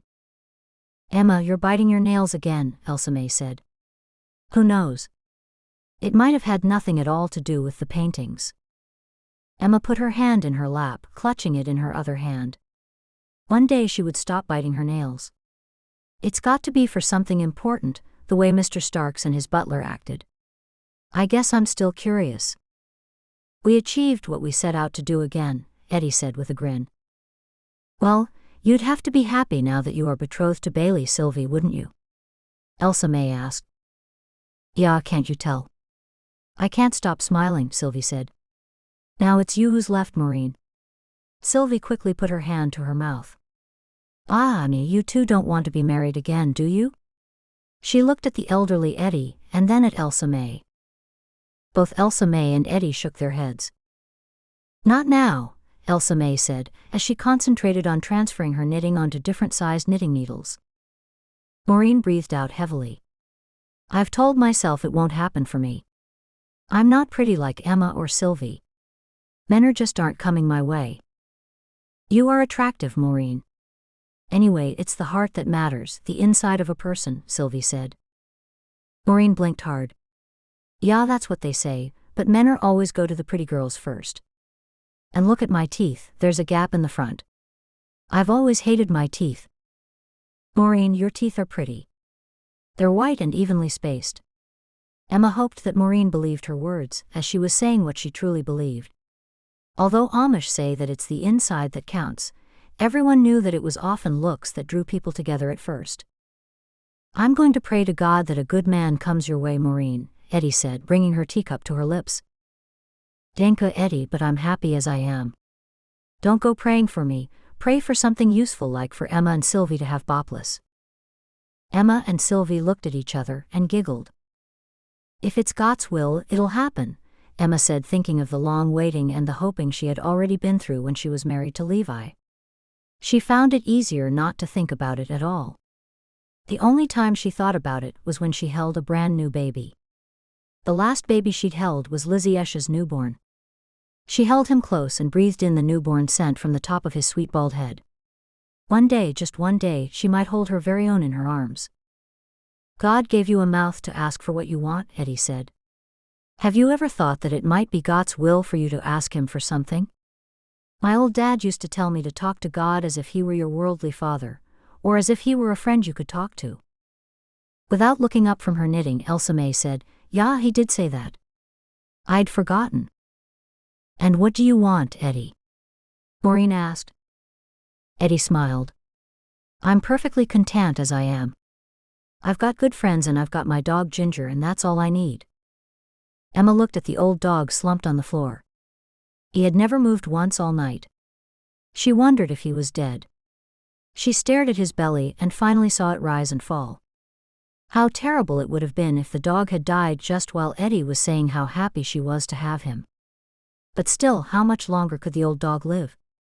Emma dare not ask the age of the dog. She guessed by the look of Ginger that he had lived a lot longer than any dog had lived before. The widows had gone on to speak of other things, but to Emma their voices were a rumble in the background as she considered the things for which she was grateful. She was grateful for Will, for her fat cat Growler, and for the home that Will had surprised her with. She was also grateful for her wonderful group of friends. Sometimes they got irritable with each other and had a cross word here and there, but they were like family. She silently thanked God for all with which he had blessed her.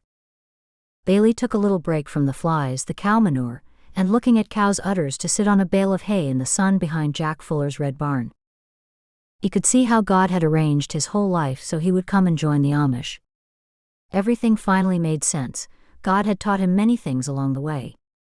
He'd soon be married to Silvie and looking after her and starting a family. One thing stood in the way of his contentment, the thing that he feared the most, the darkness of his memories.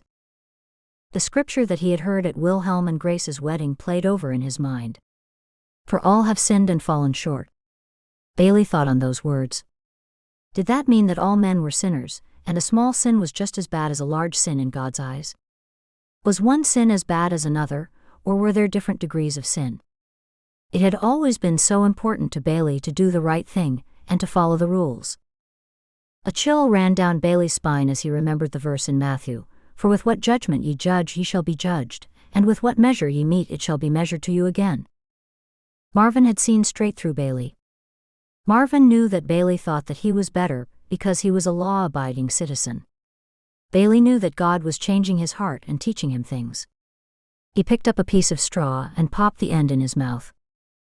A tear came to his eye and Bailey let it fall down his cheek. Even though he had seen some terrible things, God had blessed him. He'd blessed him with a close-knit community and with Silvie. He knew he could never return to the life he once knew, a life of judging others, a life where one is above another, a life where someone is put down to make another feel superior. Why was it that he had vague memories of being in that prison? Why would he jolt awake and be filled with terror every time he was halfway between asleep and awake? What were the terrifying scenes in his mind that sometimes came to the surface? Bailey did not know how he could share his bed with Silvie and her be unaware of the darkness within him. He would have to unlock the secrets of his past before he married Silvie, for her sake and not just his own. "Hey Bailey, there's some cow manure calling your name." Bailey laughed and looked around at his good friend Jack Fuller. He rose to his feet. "Can't disappoint it then, can I?" You have been listening to Amish Undercover. The next book in the series is Book 7, Amish Breaking Point.